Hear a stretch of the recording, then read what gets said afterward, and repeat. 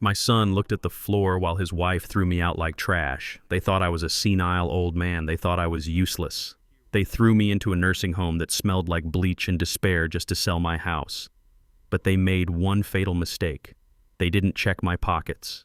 They didn't know I was holding a piece of paper worth $148 million. I am Ezekiel Zeke Robinson, and I am 72 years old. My children left me to rot, but I came back to buy their whole world and burn it down in front of them. Before I tell you how I executed the most brutal revenge in history, let me know where you are watching from in the comments below. Hit like and subscribe if you believe that betrayal should always have a price. The pounding on my front door wasn't a knock. It was a demand. It was 6 in the morning on a Tuesday, the kind of morning where the Atlanta humidity is already sticking to your skin. I was still half asleep, reaching for my glasses on the nightstand of the house I had bought with grease and sweat 40 years ago. I hadn't even put my dentures in yet. My legs were stiff. Years of bending over car engines as a master mechanic had taken their toll on my knees. I heard the front door crash open. My heart hammered against my ribs like a piston in a blown engine. I thought it was a break-in. I grabbed the baseball bat I kept by the bed, the one signed by Hank Aaron, but before I could even stand up, my bedroom door flew open. It wasn't robbers. It was worse. Standing there was a sheriff deputy looking uncomfortable, his hand resting on his belt. Behind him was Tiffany, my daughter-in-law. She was wearing a crisp white business suit that cost more than my first car, her blonde hair pulled back in a tight bun that pulled her face into a permanent sneer. And in the shadows, trying to merge with the wallpaper, was Darius, my son, my own flesh and blood. The boy I had raised alone after his mother passed. He couldn't even look at me. "Mr. Robinson," the deputy said, his voice low. "I have a court order here. You need to come with us." I tried to speak, but without my teeth, my words came out slurred. I felt a surge of humiliation so hot it burned my neck. I pointed at the bat, then at them, confusion clouding my mind. Tiffany stepped forward. She didn't look at me like a person. She looked at me like I was a stain on a rug she was trying to sell. She held up a piece of paper. "It is an emergency guardianship order, Zeke," she said, her voice cold and sharp like breaking glass. "The court has declared you incapacitated. You are a danger to yourself and others. We are taking you somewhere safe." Danger to myself. I had cooked my own dinner last night, collard greens and cornbread, same as always. I had fixed the leaking faucet in the kitchen 2 days ago. I was old, yes. My joints hurt, yes. But I wasn't crazy. I looked at Darius. I pleaded with my eyes. I wanted him to say something. I wanted him to tell her that I was his father, the man who worked double shifts at the garage to pay for his college degree, the man who taught him how to shave, how to tie a tie, how to be a man. Darius looked at his shoes. Expensive Italian leather shoes that I knew he couldn't afford on his salary as a warehouse manager. "Dad, it is for the best," he mumbled. His voice was so weak I almost didn't hear it. The deputy moved towards me. "I am sorry, sir. Please don't make this difficult. They didn't let me dress. They didn't let me pack."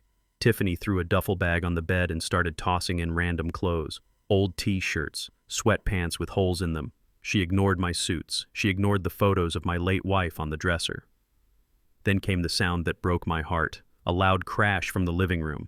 I pushed past the deputy, my bare feet slapping against the hardwood floors I had sanded and stained myself.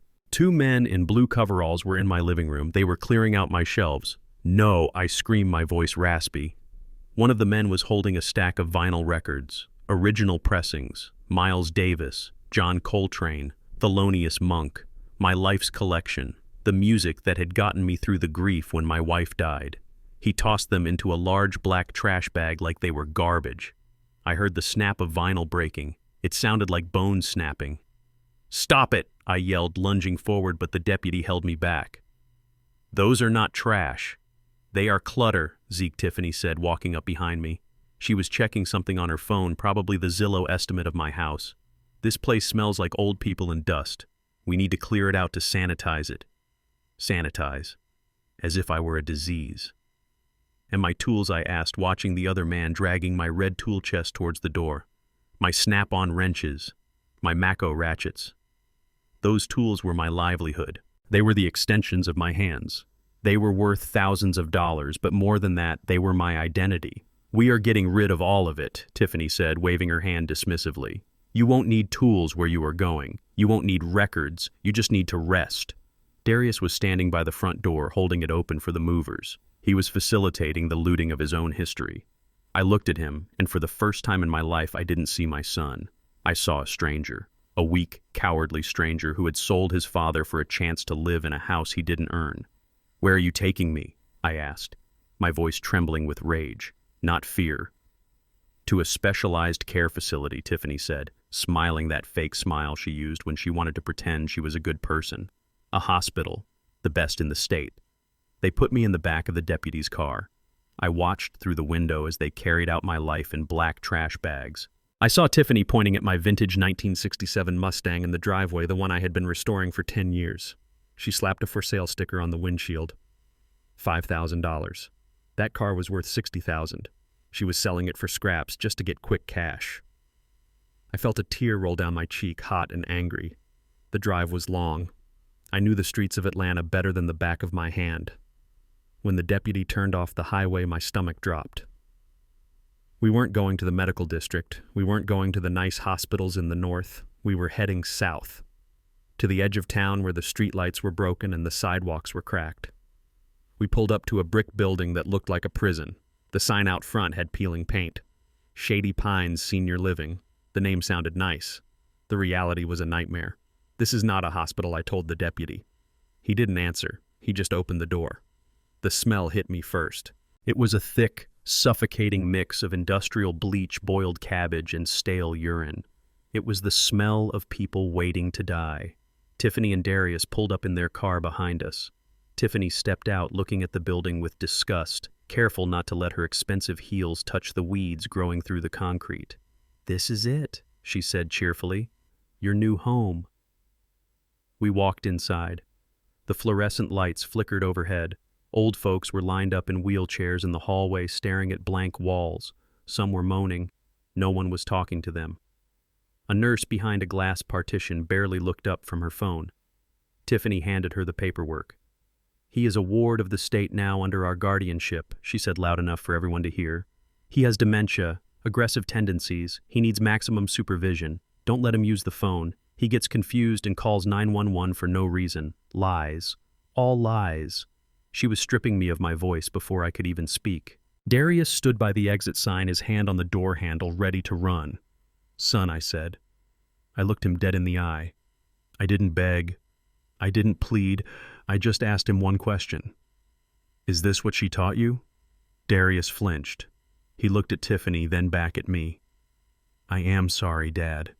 We have to think about our future. The market is hot right now. The house is our only asset. We need the money." "Your asset," I thought. "That house is my blood and sweat."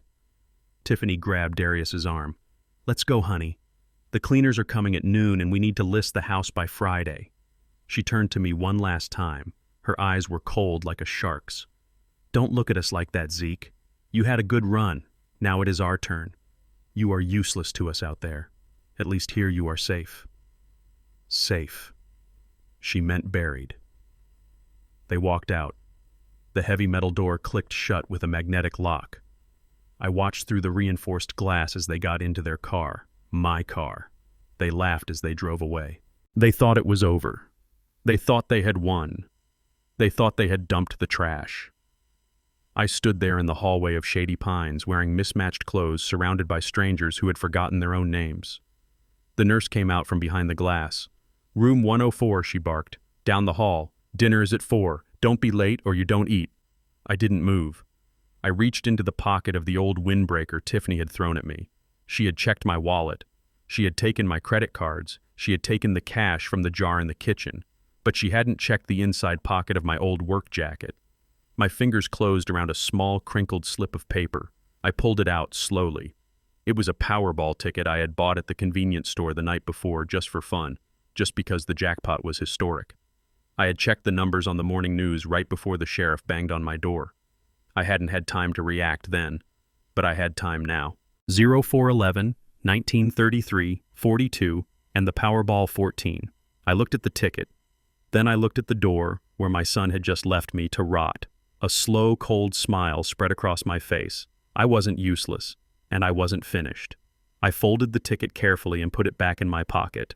I wasn't trapped in here with them. They were trapped in a world that I was about to buy. The game hadn't ended. It had just begun. Shady Pines was not a home. It was a warehouse for unwanted souls.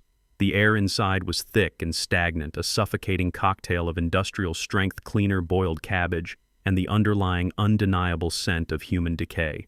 I sat in a wheelchair by the window even though my legs worked fine. It was the only chair available that didn't have a broken spring digging into your back. Outside, the gray sky of Atlanta wept rain against the glass, mirroring the mood of everyone trapped inside these peeling walls. My first meal there was a lesson in humiliation. A tray of gray, lumpy oatmeal and a cup of lukewarm water. I sat at a round table with a man who kept trying to eat his napkin, and a woman who stared at the wall humming a lullaby to a baby that wasn't there. I reached for the small cup of red Jell-O on my tray, the only thing that looked like it had any flavor. Before my hand could touch it, a large hand snatched it away. It was Nurse Brenda. She was a heavy woman with a permanent scowl and stains on her scrubs. "You do not need that sugar, Pops," she said, her voice dripping with false concern as she peeled the lid off the Jell-O and slurped it down right in front of me. "Sugar makes you hyper. We need you calm." I watched her swallow my food. I felt the rage boiling in my gut, hot and sharp. I wanted to stand up. I wanted to tell her that I was a man who had built engines that won races, a man who had commanded respect in every garage in this city. But I stayed seated. I knew the game. If I caused a scene, they would sedate me. Tiffany had already signed the papers saying I was aggressive. One outburst and I would be drooling in a corner, unable to think, unable to plan. So I swallowed my pride along with the cold, tasteless oatmeal. The days blurred into a gray loop of misery. But the nights were when the real torture happened. That was when the silence allowed the truth to sink in. My son had thrown me away, but I needed to know the extent of the damage. I needed to know what was happening to my life on the outside. On the third day, I saw my chance. Nurse Brenda was asleep at the station, her snoring rattling the glass partition. The janitor had left his mop bucket near the wall payphone in the hallway. I didn't have any coins, but I knew a trick from my days working on old switchboards. I used a paper clip I had found on the floor to short the connection. A dial tone purred in my ear. It was the sweetest sound I had heard in days. I dialed the number of the only man I could trust, Otis. He owned the scrapyard down the street from my house. He had been my friend for 40 years. Zeke Otis answered on the second ring, his voice rough with sleep. "Is that you?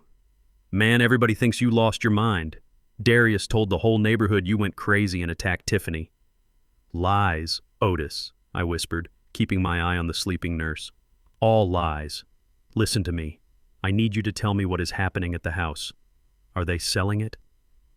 There was a long silence on the other end, a silence that made my stomach turn. Zeke Otis said finally, his voice heavy. "The house is up for sale, yeah, but that ain't the worst of it. Yesterday I saw Darius driving the Mustang." My heart stopped. My 1967 Ford Mustang Fastback, Raven black paint, 390 V8 engine.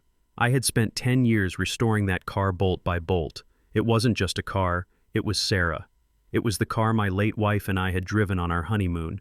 It was the car we brought Darius home from the hospital in. I had promised Sarah I would never sell it. It was supposed to be for Maya when she graduated. "Is he driving it around?" I asked, my grip tightening on the receiver. No Zeke. He drove it to that shady used car lot on Moreland Avenue, the one run by Slick Rick. I went over there after Darius left. I asked Rick how much he gave him for it. "Tell me, Otis." $5,000 Zeke.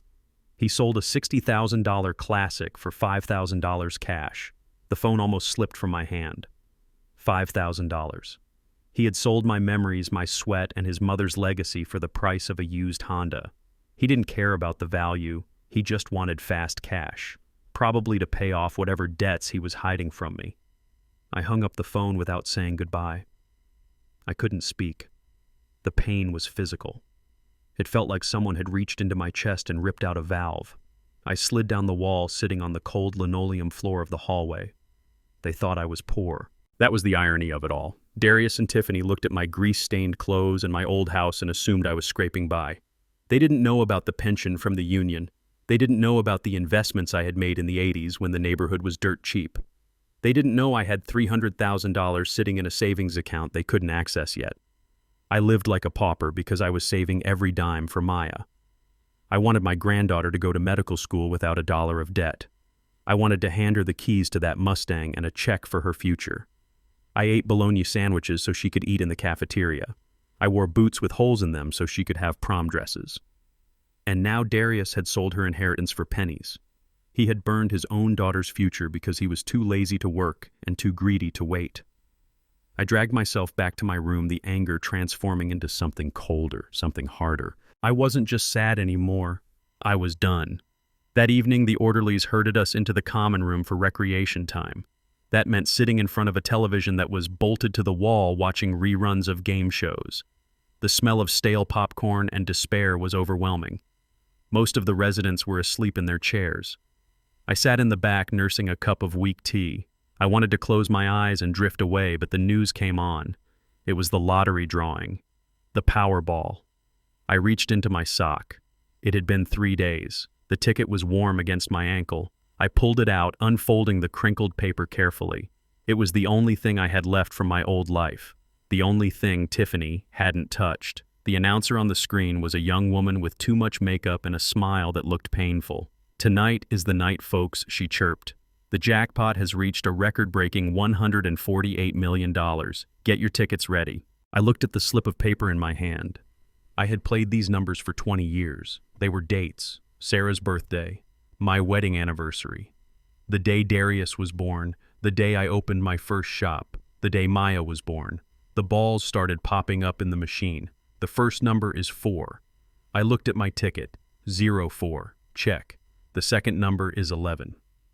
I looked down. 11. Check. My heart skipped a beat. The third number is 19. 19. Check. The noise in the room seemed to fade away. The snoring of the man next to me, the squeak of the nurse's shoes, it all went silent. All I could hear was the blood rushing in my ears. The fourth number is 33. 33. Check. My hand started to tremble. I set the tea down on the floor so I wouldn't spill it. The fifth number is 42. 42. Check. I stopped breathing. I stared at the screen, my vision tunneling. This couldn't be real. This was a hallucination. Maybe Tiffany was right. Maybe I was losing my mind. And the Powerball is 14. I looked at the last number on my ticket. 14. I looked at the screen. I looked at the ticket. I looked at the screen again. $148 million.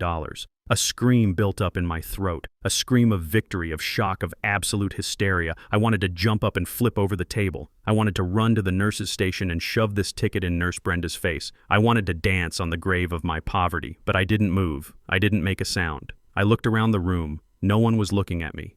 To them, I was just another old man checking a losing ticket.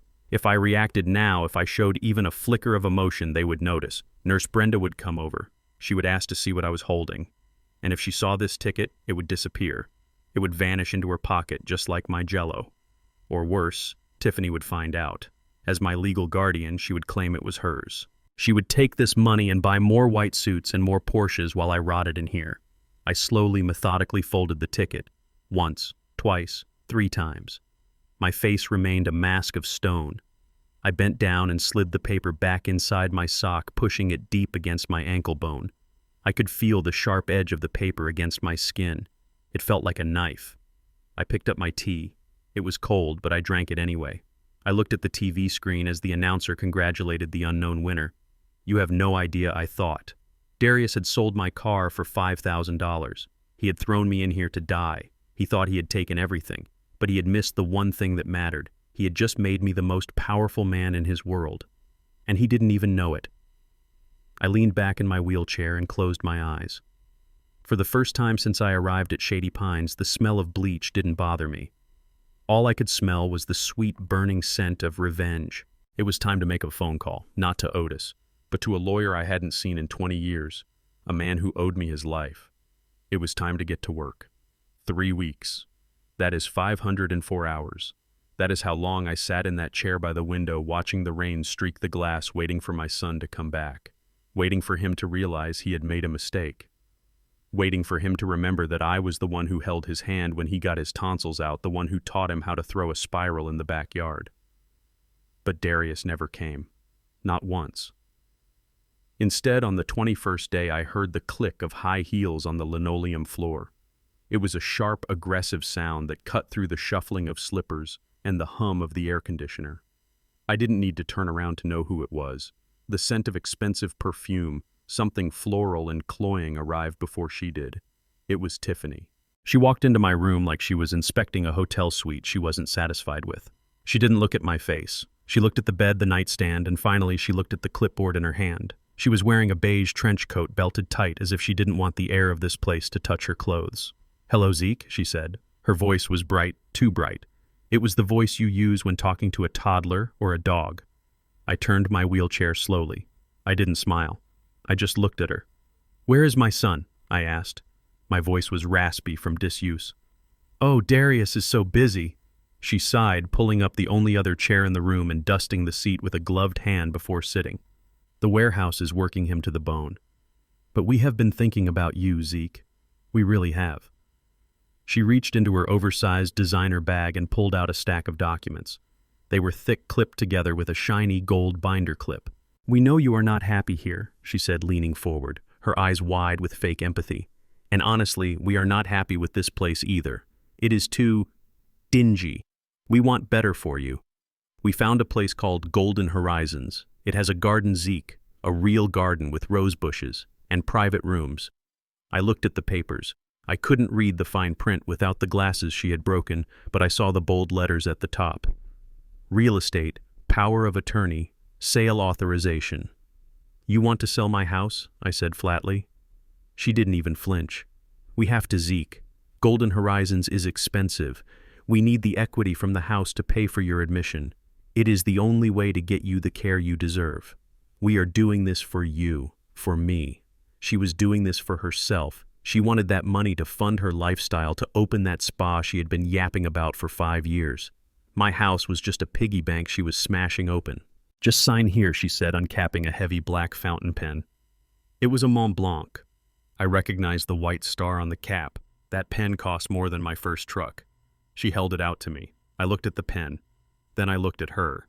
If I refused, she would just get a court order. She already had guardianship. But she needed this signature to expedite the sale, to bypass the waiting period. She was in a rush. That meant she was desperate. I reached out, letting my hand tremble violently. I was a mechanic. My hands were steady enough to thread a needle in a thunderstorm. But right now, I needed to be the frail old man she saw.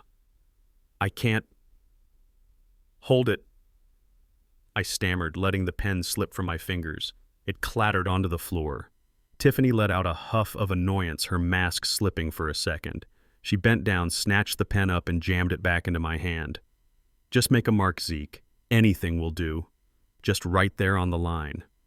I gripped the pen like a child learning to write. I pressed the nib hard into the paper, tearing it slightly. I didn't sign Ezekiel Robinson. I didn't sign Zeke.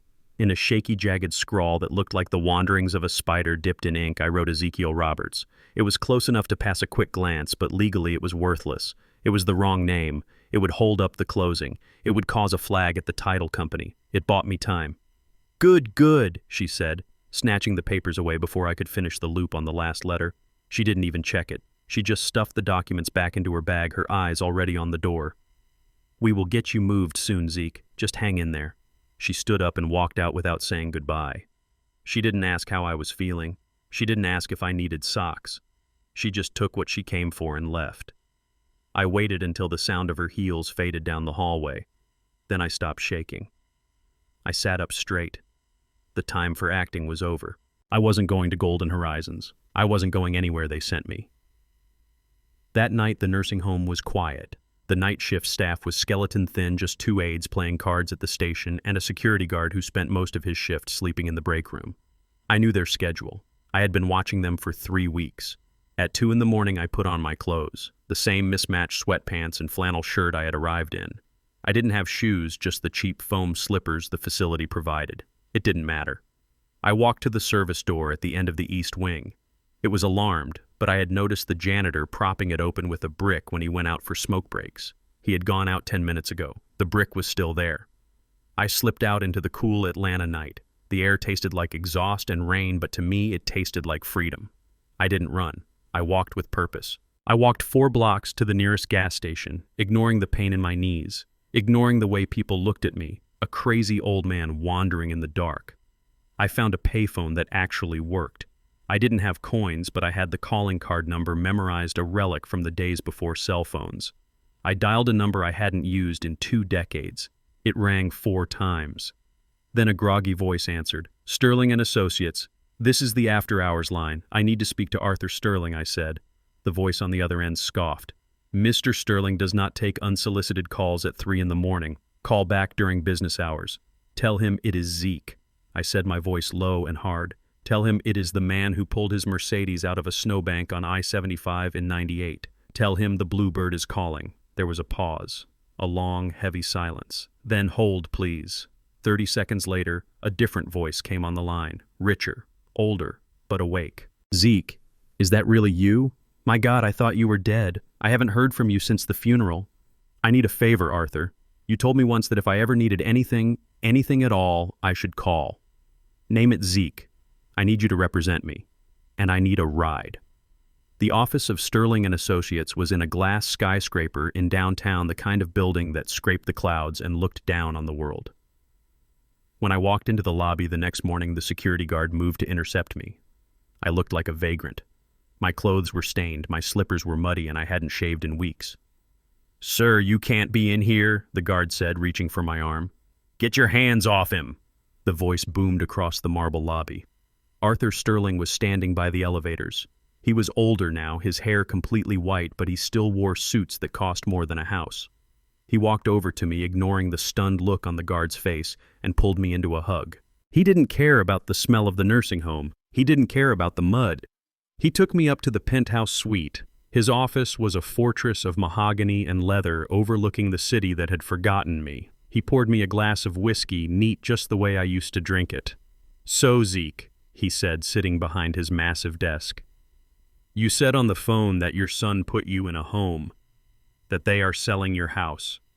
They are trying," I said, taking a sip of the whiskey. It burned, warming the cold hollow inside my chest.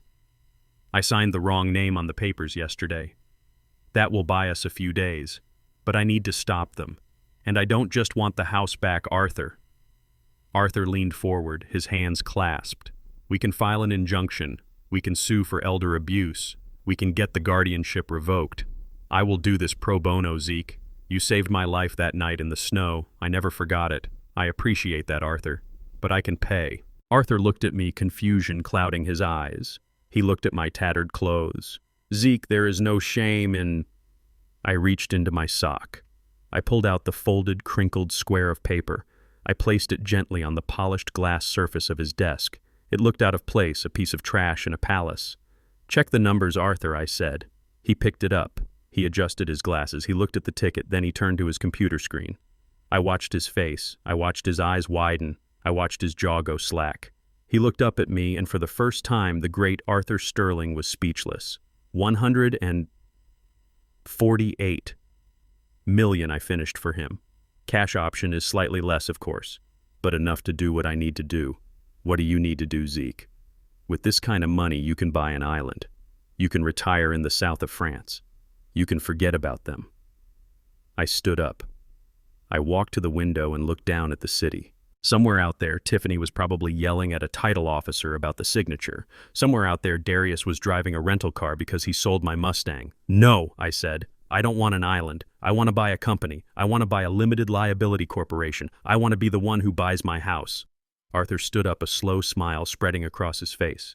He understood. He was a shark and he just realized I was a megalodon. "You want to buy your own house from them?" I turned back to him. "I want to buy the house. I want to buy the debt they owe. I want to buy the very ground they walk on. I want to be the invisible hand that crushes them. I want to take everything, Arthur. The house, the car, the dignity. I want them to know what it feels like to be helpless." I pointed at the ticket. "Claim it, set up a trust, hide my name, make me a ghost, and then get me a suit. I have a meeting to attend." Arthur picked up the phone. "Cancel my appointments for the week," he told his secretary. "And get the tailor from Savile Row on the line. We have an emergency." He looked at me and grinned. "Let's go hunting, Zeke." The transformation had begun. The old mechanic was dead.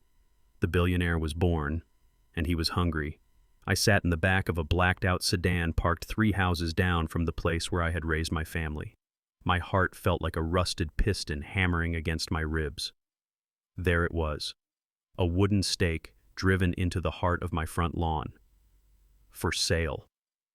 The red letters screamed at me. To anyone else, it was just a real estate transaction. To me, it was a crime scene. That house was 40 years of mortgage payments, 40 years of fixing leaks, 40 years of memories.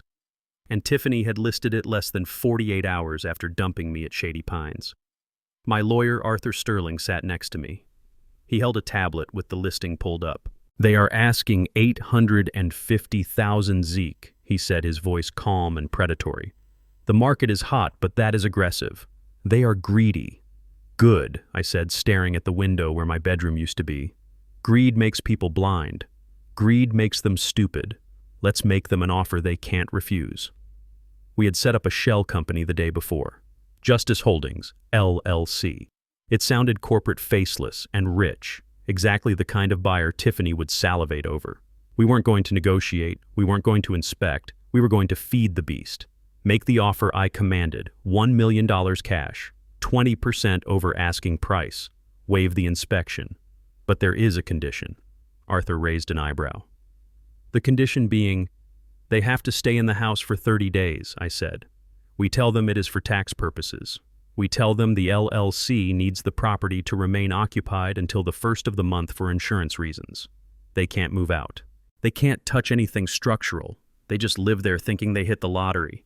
Arthur smiled, a wolfish grin that told me he knew exactly what game we were playing. "You want to keep them there so you can watch them. I want to keep them there so they can dig their own graves," I corrected.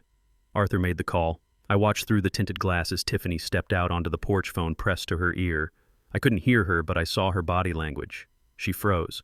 Then she started jumping up and down. She looked like a child who just found out Christmas came early. She ran back inside, probably to tell Darius that they were rich. They had no idea that the money they were celebrating was my money. And they had no idea that the house they were selling was about to become a prison of their own making. The trap was set. Now we had to bait it. The next 48 hours were a masterclass in financial irresponsibility. I didn't need a spy to tell me what Tiffany was doing. I saw the credit card alerts. I had access to Darius's financial records because years ago he had put me as a co-signer on his student loans, and he never removed my name from the linked accounts. He thought I was too old to know how to check online banking. He was wrong. Alert. Porsche dealership of Atlanta. Down payment. $12,000. Alert. Elite Day Spa and Salon. Commercial lease deposit $15,000.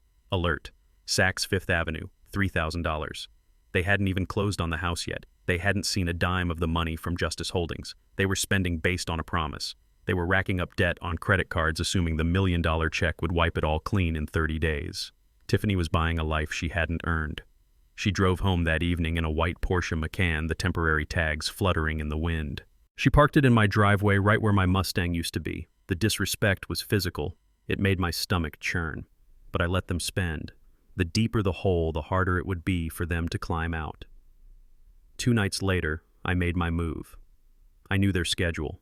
Tiffany went to her spin class at 7. Darius went to the local dive bar to drink away his guilt at 7:30. The house would be empty for 90 minutes. I didn't go alone.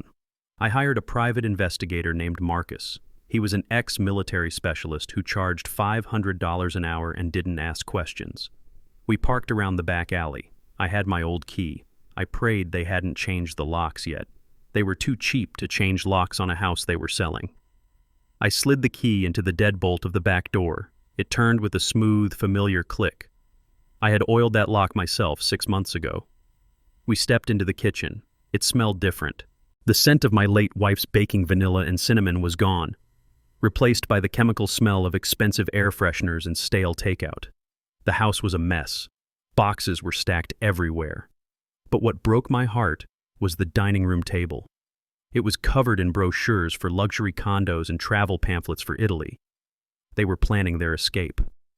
Work fast, I told Marcus. I want eyes in every room, living room, kitchen, dining room, and especially the master bedroom. I need to hear every word they say. Marcus was a professional. He pulled out a case of tiny pinhole cameras. "These aren't your average nanny cams, Mr. Robinson," he whispered.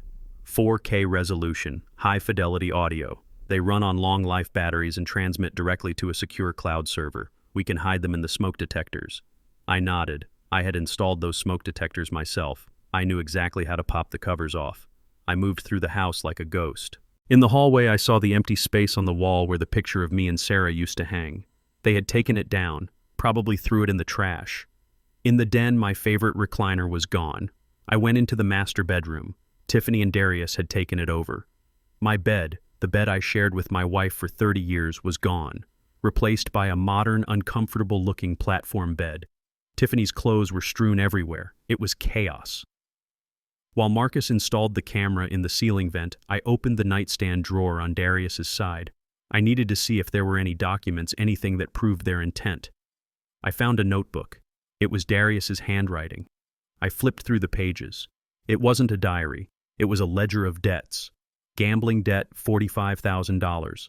Loan from Shark, $20,000. Credit cards, $35,000. I closed the book. My son wasn't just weak. He was drowning. He had gambled away his life, and now he was selling mine to pay for it. And Tiffany? She clearly didn't know the extent of it, or she didn't care as long as the cash kept flowing. We finished in 40 minutes. We were out the back door and in the car before Darius's headlights swept across the front lawn. That night, I sat in my suite at the Ritz-Carlton. It was a far cry from Shady Pines. Egyptian cotton sheets, room service, silence. But I didn't sleep. I sat in front of my laptop staring at the grid of 4 screens. The feed went live. I saw them walk in. Tiffany was glowing, spinning around the kitchen with a glass of wine in her hand. "We are rich!" "Darius," she squealed, twirling. "Justice Holdings sent the contract. They aren't even sending an inspector. Can you believe it? We are going to be millionaires by the end of the month." Darius sat at the table looking pale. He didn't look like a millionaire. He looked like a man on death row who just got a stay of execution. "Yeah, Tiff. It is great," he mumbled. "You are such a downer." She snapped, her mood shifting instantly. "This is what we wanted. The old man is safe in the home. The house is sold. We can finally start our lives. I already put the deposit down on the spa location today." Darius looked up, panic in his eyes. "You did what, Tiff? We don't have the money yet." "Oh, stop being a coward," she scoffed, refilling her glass. "The money is guaranteed. I bought the Porsche too. We have to look the part, Darius. We can't be millionaires driving a Toyota." She walked over to him and grabbed his face. "Listen to me. We deserve this. We put up with his senile rambling for years. We fed him. We housed him. This is our payment. It is karma, Darius. Good things happen to good people." I watched the screen, my hands clenching into fists until my knuckles turned white. Good people. She actually believed it. She believed that stripping an old man of his dignity and his home was a righteous act. Darius pulled away from her. I feel bad about the tools, Tiff. Dad loved those tools. We could have stored them." "Trash," she spat. "It was all trash, just like this house. I can't wait to hand over the keys and never set foot in this dump again." I leaned back in my chair, the light from the laptop screen illuminating my face in the dark hotel room. "You won't be handing over the keys." "Tiffany," I whispered to the screen, "you will be handing over your freedom." I had the evidence of their greed. I had the evidence of their financial recklessness. Now I just needed to wait for them to turn on each other. And with the cameras rolling 24/7, I knew it wouldn't take long. I took a sip of water. It tasted clean. The taste of patience. The trap was baited. The rats were eating. Now I just had to wait for the snap. The silent buyer was watching, and he was keeping receipts. The driveway that I had paved with my own sweat 40 years ago was now a parking lot for German luxury cars. It was Saturday night. 3 days after Tiffany and Darius accepted the offer from Justice Holdings. They hadn't even seen the money yet. The closing hadn't happened. But that didn't stop Tiffany from throwing the party of the century. I sat in the back of a charcoal gray Bentley Flying Spur parked just around the corner. The tint was so dark no one could see inside, but I could see everything. I saw the caterers carrying trays of lobster tails into my house. I saw a DJ setting up speakers on my front porch right where I used to sit and listen to the crickets. I saw strangers walking across my lawn, crushing the azaleas I had planted for Sarah. Beside me, Arthur Sterling checked his watch. It was a Patek Philippe understated and worth more than the car Darius had sold. "It is time," Zeke Arthur said softly. "The guests are all there.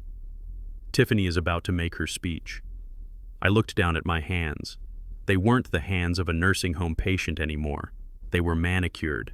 I was wearing a navy blue three-piece suit custom tailored on Savile Row in London, flown in overnight. It cost $12,000. The silk tie against my neck felt like armor.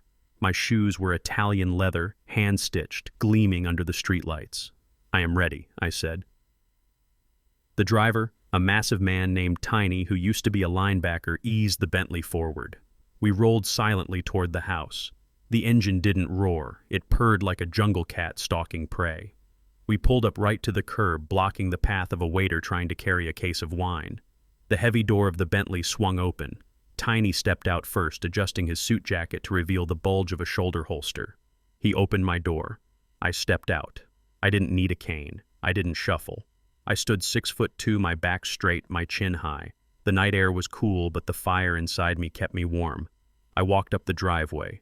The music was loud, some electronic beat that shook the windows. I saw people I didn't know drinking champagne in my living room. They were laughing, spilling wine on the hardwood floors I had refinished by hand. I stopped at the edge of the crowd gathered on the lawn. They were all looking toward the porch. Tiffany was standing there holding a microphone in one hand and a crystal flute in the other. She was wearing a silver dress that looked like it was made of diamonds. Darius was standing behind her, looking like a lost puppy in a tuxedo that was too tight. "Quiet, everyone! Quiet!" Tiffany shouted, her voice shrill and amplified. The music lowered. The crowd hushed. "I just want to thank you all for coming tonight," she began, flashing that fake, practiced smile. "This isn't just a party. It is a rebirth. For years, Darius and I have been held back. We have been burdened. We have been living in the past, taking care of responsibilities that were dragging us down." She paused for dramatic effect. The crowd nodded sympathetically. "But this week we finally cut the anchor loose," she continued. "We found a lovely safe place for Darius's father, a place where he can't hurt himself or ruin our lives anymore. And we sold this old drafty house to a very generous investor." "Cheers to that," someone shouted from the back. "Yes, cheers," Tiffany beamed. "We are moving up in the world. We are moving to a penthouse in Buckhead. No more fixing leaky pipes. No more smelling that awful scent of Ben Gay and Old Spice. Finally, we are free. To the future. And to getting rid of the trash." She raised her glass. The crowd cheered. Darius raised his glass too, but his hand was shaking. That was it. That was the signal. I didn't shout. I didn't scream.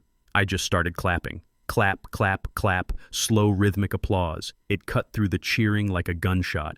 Tiffany froze. She looked into the darkness of the lawn. The crowd turned parting like the Red Sea as I walked forward. The spotlights from the DJ booth swung around and hit me. The navy suit shimmered. The diamond cufflinks caught the light. Tiffany squinted, trying to see who had interrupted her moment.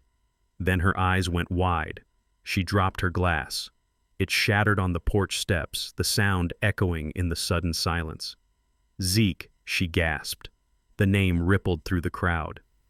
Darius stepped forward, his face pale as a ghost. "Dad." I walked right up to the bottom of the porch steps. I looked up at them. I didn't look like the man they had thrown away. I looked like a king returning from exile. "You dropped something, Tiffany," I said, my voice deep and steady. I pointed to the broken glass with the toe of my shoe. "You should clean that up. It is dangerous." "What are you doing here?"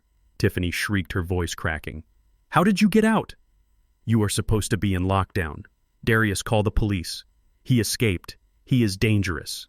The guests started to back away, whispering. I laughed, a low, dry chuckle. "I didn't escape, Tiffany. I walked out the front door." "And you don't need to call the police." "Security!" she yelled, looking around frantically for the bouncers she had hired. "Get this old lunatic off my property. He is trespassing. He is senile. He doesn't know where he is." Two large men in black t-shirts started moving toward me. I held up a hand. One finger. "I wouldn't do that if I were you," I said calmly. The bouncers hesitated. There was something in my voice, something in the way I stood that made them pause. "I am not trespassing, Tiffany," I said, locking eyes with her. "I was invited." "Invited?" she scoffed, regaining her composure. "I didn't invite you. I sent you to rot." "Who invited you, the gardener?" "No," I said. "I was invited by the owner of this house." Tiffany laughed a nervous, high-pitched sound. "You are confused, old man. We are the owners. Until the closing next week, this is our house. And you are not welcome." "Is that so?" a voice boomed from behind me. Arthur Sterling stepped out of the shadows. He walked with the grace of a predator. He was holding a leather briefcase. Everyone in Atlanta knew Arthur Sterling. He was the shark you called when you wanted to destroy someone legally. He had been on the cover of Forbes. The guests recognized him instantly. "Mr. Sterling," Darius stammered. What are you doing here?" "I am here to represent my client," Arthur said, stepping up beside me. He placed a hand on my shoulder. "Your client?" Tiffany asked, confused. "Who is your client, Justice Holdings?" "Precisely." Arthur smiled. "Then why are you standing with him?" She pointed a trembling finger at me. Arthur opened his briefcase. He pulled out a single document. It was the deed to the house, or rather, the transfer agreement. "Ladies and gentlemen," Arthur announced, his voice projecting to the back of the lawn.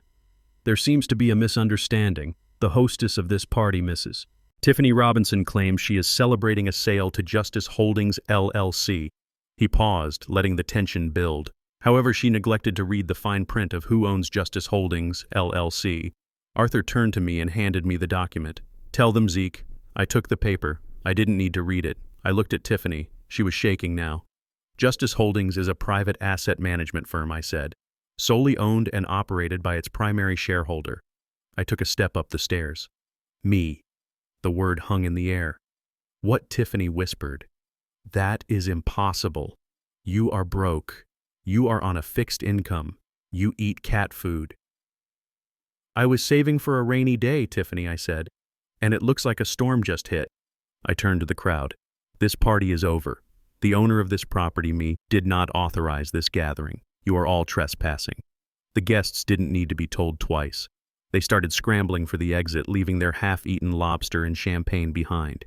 Tiffany and Darius stood alone on the porch. The music had stopped.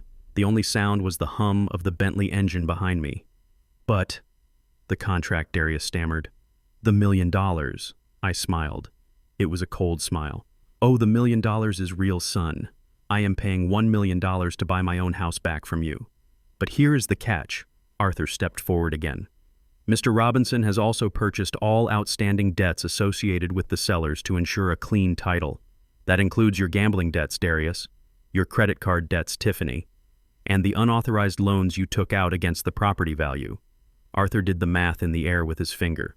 $1 million for the house, minus $400,000 in gambling debts, minus $300,000 in credit card debt, minus the penalties for elder abuse and fraud which we are filing for on Monday. Arthur looked at his watch. "By my calculations, after the sale closes next week, you two will walk away with exactly $0. And you will still owe Mr. Robinson for the legal fees." Tiffany slumped against the porch railing. Her face was gray. "But we spent the money," she whispered. "The Porsche, the spa lease. We spent the deposit. I know," I said. "I got the alerts." I walked up the last 2 steps until I was standing right in front of them. I could smell the fear on them. It smelled better than the expensive cologne they were wearing. "You spent money you didn't have on a life you didn't earn to impress people who don't care about you," I said. "And now the bill is due." I leaned in close to Tiffany. "You said you wanted to get the smell of the old man out of this house? Well, I am back, and I am not going anywhere, but you are." I looked at my watch. It was a Timex. I hadn't changed that. "I am giving you 5 minutes," I said. "Not to pack, not to argue. 5 minutes to explain to me why you sold my wife's Mustang for scraps. And if I don't like the answer," I nodded to Arthur, "my lawyer calls the district attorney, and we talk about fraud, we talk about forgery, and we talk about prison. Start talking, Darius. The clock is ticking." Darius looked at me, then at Tiffany, then at the ground. He opened his mouth, but no sound came out. 1 minute gone," I said, checking my watch. The party was over. The hangover was just beginning, and I was going to make sure it lasted a lifetime. The silence on my front lawn was heavy, broken only by the distant hum of traffic on the highway and the frantic, shallow breathing of my daughter-in-law. Tiffany looked like a cornered animal. Her eyes darted from me to Arthur Sterling, then to the guests retreating down the street, and finally they landed on the leather bag she was clutching. "You are lying!" she screamed, her voice cracking into a high-pitched shriek that made the neighbors turn their lights on. "This is a trick. I have the power of attorney. I have the papers right here. You signed them, Zeke. I watched you sign them with my own eyes." She ripped the zipper of her bag open, her hands shaking so badly she dropped a tube of lipstick and her car keys on the grass. She scrambled to pick them up, then pulled out the document I had signed in the nursing home. She waved it in the air like a weapon. "See," she yelled, thrusting the paper toward Arthur. "It is legal. He signed it. He gave me control. I have the right to sell this house. I have the right to do whatever I want. And Justice Holdings already paid the deposit. That money is ours." Arthur Sterling didn't flinch. He adjusted his glasses, walked calmly up the porch steps, and took the paper from her trembling hand. He pulled a small penlight from his pocket and clicked it on, shining the beam directly on the signature line at the bottom of the page. "Mrs. Robinson," Arthur said, his voice smooth and cold as polished steel. "In your haste to secure your fortune, it appears you failed to perform due diligence." He held the paper up so Darius could see it. "Look closely at the signature, Darius." Darius stepped forward, squinting. He wiped sweat from his forehead. What am I looking at?" "Read the name, son," I said from the bottom of the stairs. "Read the name I wrote while your wife was busy counting money in her head." Darius leaned in. "Ezekiel Roberts," he whispered. Tiffany snatched the paper back. "No," she gasped. "That is impossible. It says Robinson. It has to say Robinson." She stared at the jagged, shaky scrawl I had produced that day. The loop of the R was undeniable. It wasn't an O. It was an E. "Roberts, not Robinson. This is a forgery," she stammered, looking at me with pure hatred. "You did this on purpose. You tricked me." "I didn't trick you, Tiffany," I said, taking a slow step up the stairs. "I tested you." A loving daughter-in-law would have noticed her father's hand shaking. A caring caregiver would have checked the document. "But you were just a vulture waiting for the carcass to stop moving. You didn't care what I signed. You just wanted the ink on the page so you could cash the check." Arthur took the paper back from her limp fingers. "Under Georgia law, a power of attorney signed with a false name, especially one obtained under duress, and false pretenses, is void ab initio. That means it was never valid. From the moment you walked out of that nursing home, Mrs. Robinson, you had zero legal authority to sell this house." He paused, letting the weight of the words sink in. "Which brings us to your current predicament. You entered into a contract with Justice Holdings LLC to sell a property you did not have the right to sell. You accepted a non-refundable deposit of $100,000 based on fraudulent representation." Tiffany's face went from pale to a sickly shade of gray. $100,000. "Yes," Arthur continued, opening his briefcase again. "Justice Holdings wired that money to your joint account 3 days ago. A good faith deposit to expedite the closing. We thought it was the first installment," Darius mumbled. "And where is that money now?" Arthur asked. The silence was deafening. I knew where the money was. It was parked in the driveway. It was leased in a strip mall downtown. It was hanging in Tiffany's closet. We spent it," Tiffany whispered. Arthur clicked his tongue. "That is unfortunate, because since you cannot deliver the title to the house, you are in breach of contract. Justice Holdings is demanding the immediate return of the deposit plus a 20% penalty for breach of contract and legal fees." Arthur pulled a folded document from his jacket pocket and handed it to Darius. "That is a demand letter. You owe my client, Mr. Ezekiel Robinson, who is the sole proprietor of Justice Holdings, $120,000, payable within 24 hours. Or we file criminal charges for wire fraud and grand larceny." Darius looked at the paper. Then he looked at me. His knees gave way. He sat down heavily on the porch steps, putting his head in his hands. "Dad," he groaned, "we don't have it. You know we don't have it. The Porsche, the lease. We can't get the money back." Tiffany wasn't ready to give up. She turned on me, her eyes wild. "You can't do this. You are family. You can't send your own son to jail." I looked at her. "Really, Tiffany, family? Was I family when you threw my jazz records in the trash? Was I family when you sold Sarah's Mustang for pennies? Was I family when you left me to rot in a room that smelled like urine? I walked past her and sat down in the wicker chair on the porch, the chair I used to sit in with Sarah watching the sun go down. It felt good to be back. It felt like I was reclaiming my throne. I am not going to send you to jail, I said quietly. Not yet, anyway. Darius looked up, hope flickering in his eyes. You aren't... No, I said, because if you go to jail, you can't pay me back, and I want my money, every single cent. I leaned forward, resting my elbows on my knees. So here is the deal. I am a businessman now, and this house is my asset. I am not going to kick you out tonight. I am not a monster. I am not you. Tiffany let out a breath she had been holding. Thank God. Zeke. I knew you were reasonable. We can just shut up, I snapped. My voice was like a whip crack. I didn't say you could live here for free. I pointed a finger at the ground. This is my house. You want to stay here? You want to avoid prison? Fine, you can stay, but you are going to pay rent. Rent, Tiffany blinked. But we lived here for free for 5 years. Those days are over, I said. The free ride ended the minute you signed me into Shady Pines. From this moment on, you are tenants, and my rent is not cheap. Arthur handed me a lease agreement he had prepared earlier. I tossed it onto Darius's lap. $5,000 a month, I said. 5,000. Darius choked. Dad, that is double the market rate for this neighborhood. We can't afford that. I make 4,000 a month at the warehouse. Then you better get a second job, I said coldly. Or maybe Tiffany can get a job. I heard fast food places are hiring. And I added, raising a finger. I want the first 3 months prepaid. $15,000. Cash. By Monday morning. $15,000, Tiffany screeched. Where are we supposed to get $15,000 by Monday? I looked at the white Porsche Macan parked in the driveway. It gleamed under the streetlights, a symbol of their vanity and their stupidity. I suggest you return the car, I said. You won't get the full deposit back, but it might cover the first 3 months of rent. And cancel the spa lease, sell the designer bags, sell the jewelry. But my image. Tiffany whispered, tears streaming down her face.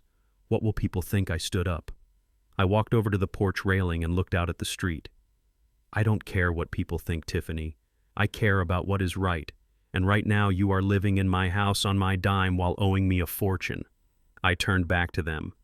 You have until Monday at 9 a.m. to sign the lease and bring me the cash. If you don't, Arthur files the fraud charges. And I will personally help the sheriff drag you out of here. Darius stood up slowly. He looked broken. The arrogance he had shown at the nursing home was gone, replaced by the terrified look of a child who realizes the dark is real. He walked over to me. He tried to reach out and touch my arm, but he stopped when he saw the look in my eyes. Dad, please, he wept. I am sorry. I was weak. She made me do it. Please just give us a chance. I am your son. He dropped to his knees. My son, my flesh and blood, kneeling on the porch where I taught him to tie his shoes, begging not for forgiveness but for a reprieve from the consequences of his own greed. I looked down at him. I didn't feel pity. I felt a deep, hollow sadness. The son I loved was gone. This man in front of me was just another debtor.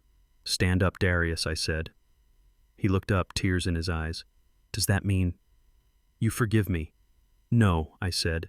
It means I don't want you scuffing my porch. I straightened my tie. I signaled to Arthur that we were done.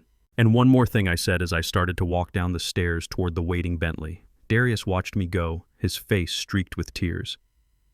What is it? Dad. I stopped. I didn't turn around. I spoke to the darkness ahead of me. Don't call me Dad, I said. The word hung in the humid air like a sentence. Call me landlord. I got into the car. Tiny closed the door. As we drove away, I looked back one last time. Darius was still on his knees. Tiffany was screaming at him. The trap had snapped shut. They were in the cage. And I held the only key. The lesson had just begun. Monday morning arrived with a gray, relentless drizzle that matched the mood in my living room. Darius and Tiffany stood before me looking like two teenagers called into the principal's office. The white Porsche Macan was gone from the driveway. Tiffany's diamond stud earrings were missing from her lobes. Darius was wearing a watch that came from a department store bargain bin, his Rolex having been pawned somewhere on Cheshire Bridge Road. On the coffee table between us sat a stack of cash, $15,000. It was a messy pile of 20s and 50s, wrinkled and worn, smelling of desperation. It wasn't the crisp, clean money of investors. It was the money of people who had scraped the bottom of the barrel. Count it. Tiffany spat, her eyes red and swollen from crying. It is all there, every single cent. We sold the car, we sold my bags, we sold everything. Are you happy now I didn't touch the money? I just nodded to Arthur Sterling, who was standing by the window. He stepped forward, picked up the stack, and ran it through a portable bill counter he had brought. The machine whirred loudly in the silence. 15,000, Arthur confirmed. The lease is active. I leaned back in my favorite armchair, the one they had tried to throw away. Welcome to your new life as tenants, I said. But before you get comfortable, we need to establish some ground rules. This is a shared living space now. And since I am the landlord and the primary resident, things are going to be different. Tiffany crossed her arms. We know. We pay rent. We get it. It is not just about rent, I said, standing up. I walked to the kitchen. It was empty. The expensive espresso machine Tiffany loved was gone. I have taken the liberty of hiring some help, I announced. The back door opened and a large man in a pristine white chef's coat walked in. He was carrying a crate of fresh vegetables and a side of beef that looked heavy enough to crush a small car. Behind him came a woman in a crisp gray uniform holding a feather duster and a bucket of organic cleaning supplies. This is Chef Antoine, I said, gesturing to the man. And this is Mrs. Higgins, my housekeeper. Tiffany's jaw dropped. You hired a private chef and a maid. With whose money? With my money. I smiled. The money I earned from being smart. Chef Antoine will be preparing my meals. Mrs. Higgins will be cleaning my quarters and the common areas. Darius looked at the steak on the counter. His stomach growled audibly. So, does that mean we get to eat whatever he cooks? I laughed. It was a dry, sharp sound. Oh no, Darius. Chef Antoine works for me. His contract strictly covers one person. You two have your own budget. And considering you just spent your life savings on rent, I imagine your menu will be somewhat limited. That night, the disparity of our lives became a theater of cruelty. I sat at the head of the dining room table. Mrs. Higgins had set it with fine china crystal wine glasses and silver cutlery. The chandelier above me sparkled. Chef Antoine brought out the first course, lobster bisque with a splash of cognac, followed by a Wagyu beefsteak seared to perfection. The smell of melted butter and rosemary filled the entire house.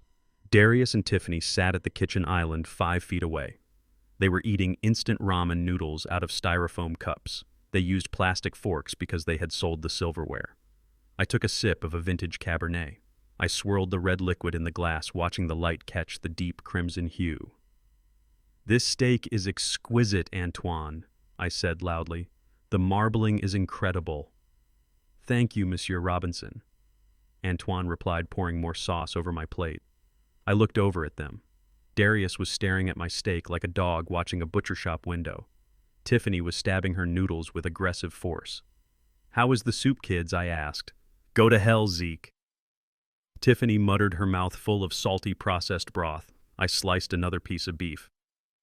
You know, I was thinking about the old days. Remember when you told me that I wasn't allowed to eat at the table when you had guests, Tiffany? You said my chewing was too loud. You made me eat in my room like a child. Tiffany didn't answer. She just kept stabbing the noodles. Well, I said, chewing slowly, you are welcome to eat in your room if the smell of my dinner is bothering you. Darius put his fork down. He couldn't eat anymore. He stood up and walked out to the patio, defeated. Tiffany glared at me with eyes that promised murder, then followed him, but the food was just the appetizer. The main course was the discipline. At 8:55 p.m., I went into the living room. I walked over to the vintage record player I had bought back from the pawn shop where they had dumped my collection. I pulled out a vinyl record, Miles Davis, kind of blue. I put the needle down. The smooth, melancholic trumpet filled the room. It was the sound of my soul. I turned the volume up. Not too loud, just enough to fill the house with warmth. Tiffany came storming down the stairs. She was wearing a silk robe that looked frayed at the hem. Turn that down, she screamed. I have a migraine. I can't listen to that screeching noise. I checked my watch. It was 8:58. I am enjoying my music, Tiffany, I said, not looking at her. It is my house. I can listen to what I want. You are doing this to spite me, she yelled, reaching for the volume knob. I caught her wrist. My grip was iron. I wasn't the weak old man she thought I was.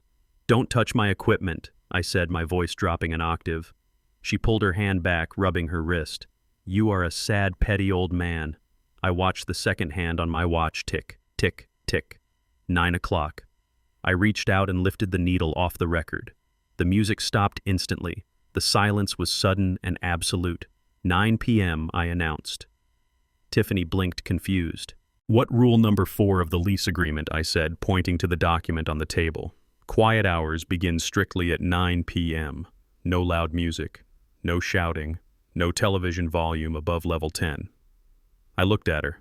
You wrote that rule, Tiffany, 3 years ago. You told me that old people need sleep, but really you just didn't want to hear me moving around. You threatened to kick me out if I made a sound after 9. I walked closer to her. Well, I am enforcing your rule. It is 9 o'clock. Go to bed. And if I hear you shouting at Darius or slamming doors or crying about how unfair your life is, that is a lease violation. 3 violations and you are evicted. Tiffany stood there, her mouth opening and closing like a fish out of water. She was trapped in a prison of her own design. The irony was suffocating her. She spun around and ran up the stairs. I heard her bedroom door close softly. She was learning. I sat in the dark living room listening to the silence. It wasn't lonely anymore. It was the silence of a hunter waiting in a blind. 2 days passed. The tension in the house was thick enough to cut with a knife. Tiffany stopped yelling. She stopped arguing. She became quiet. Too quiet. On Wednesday night, I was sitting in the library reading a book. My back was to the door. I heard soft footsteps. It was late, almost midnight. I watched the reflection in the window glass. It was Tiffany. She was walking toward the kitchen. She wasn't getting water. She was moving with the stealth of a thief. I pulled out my phone. I opened the app that connected to the hidden cameras Marcus had installed. I tapped on the kitchen feed.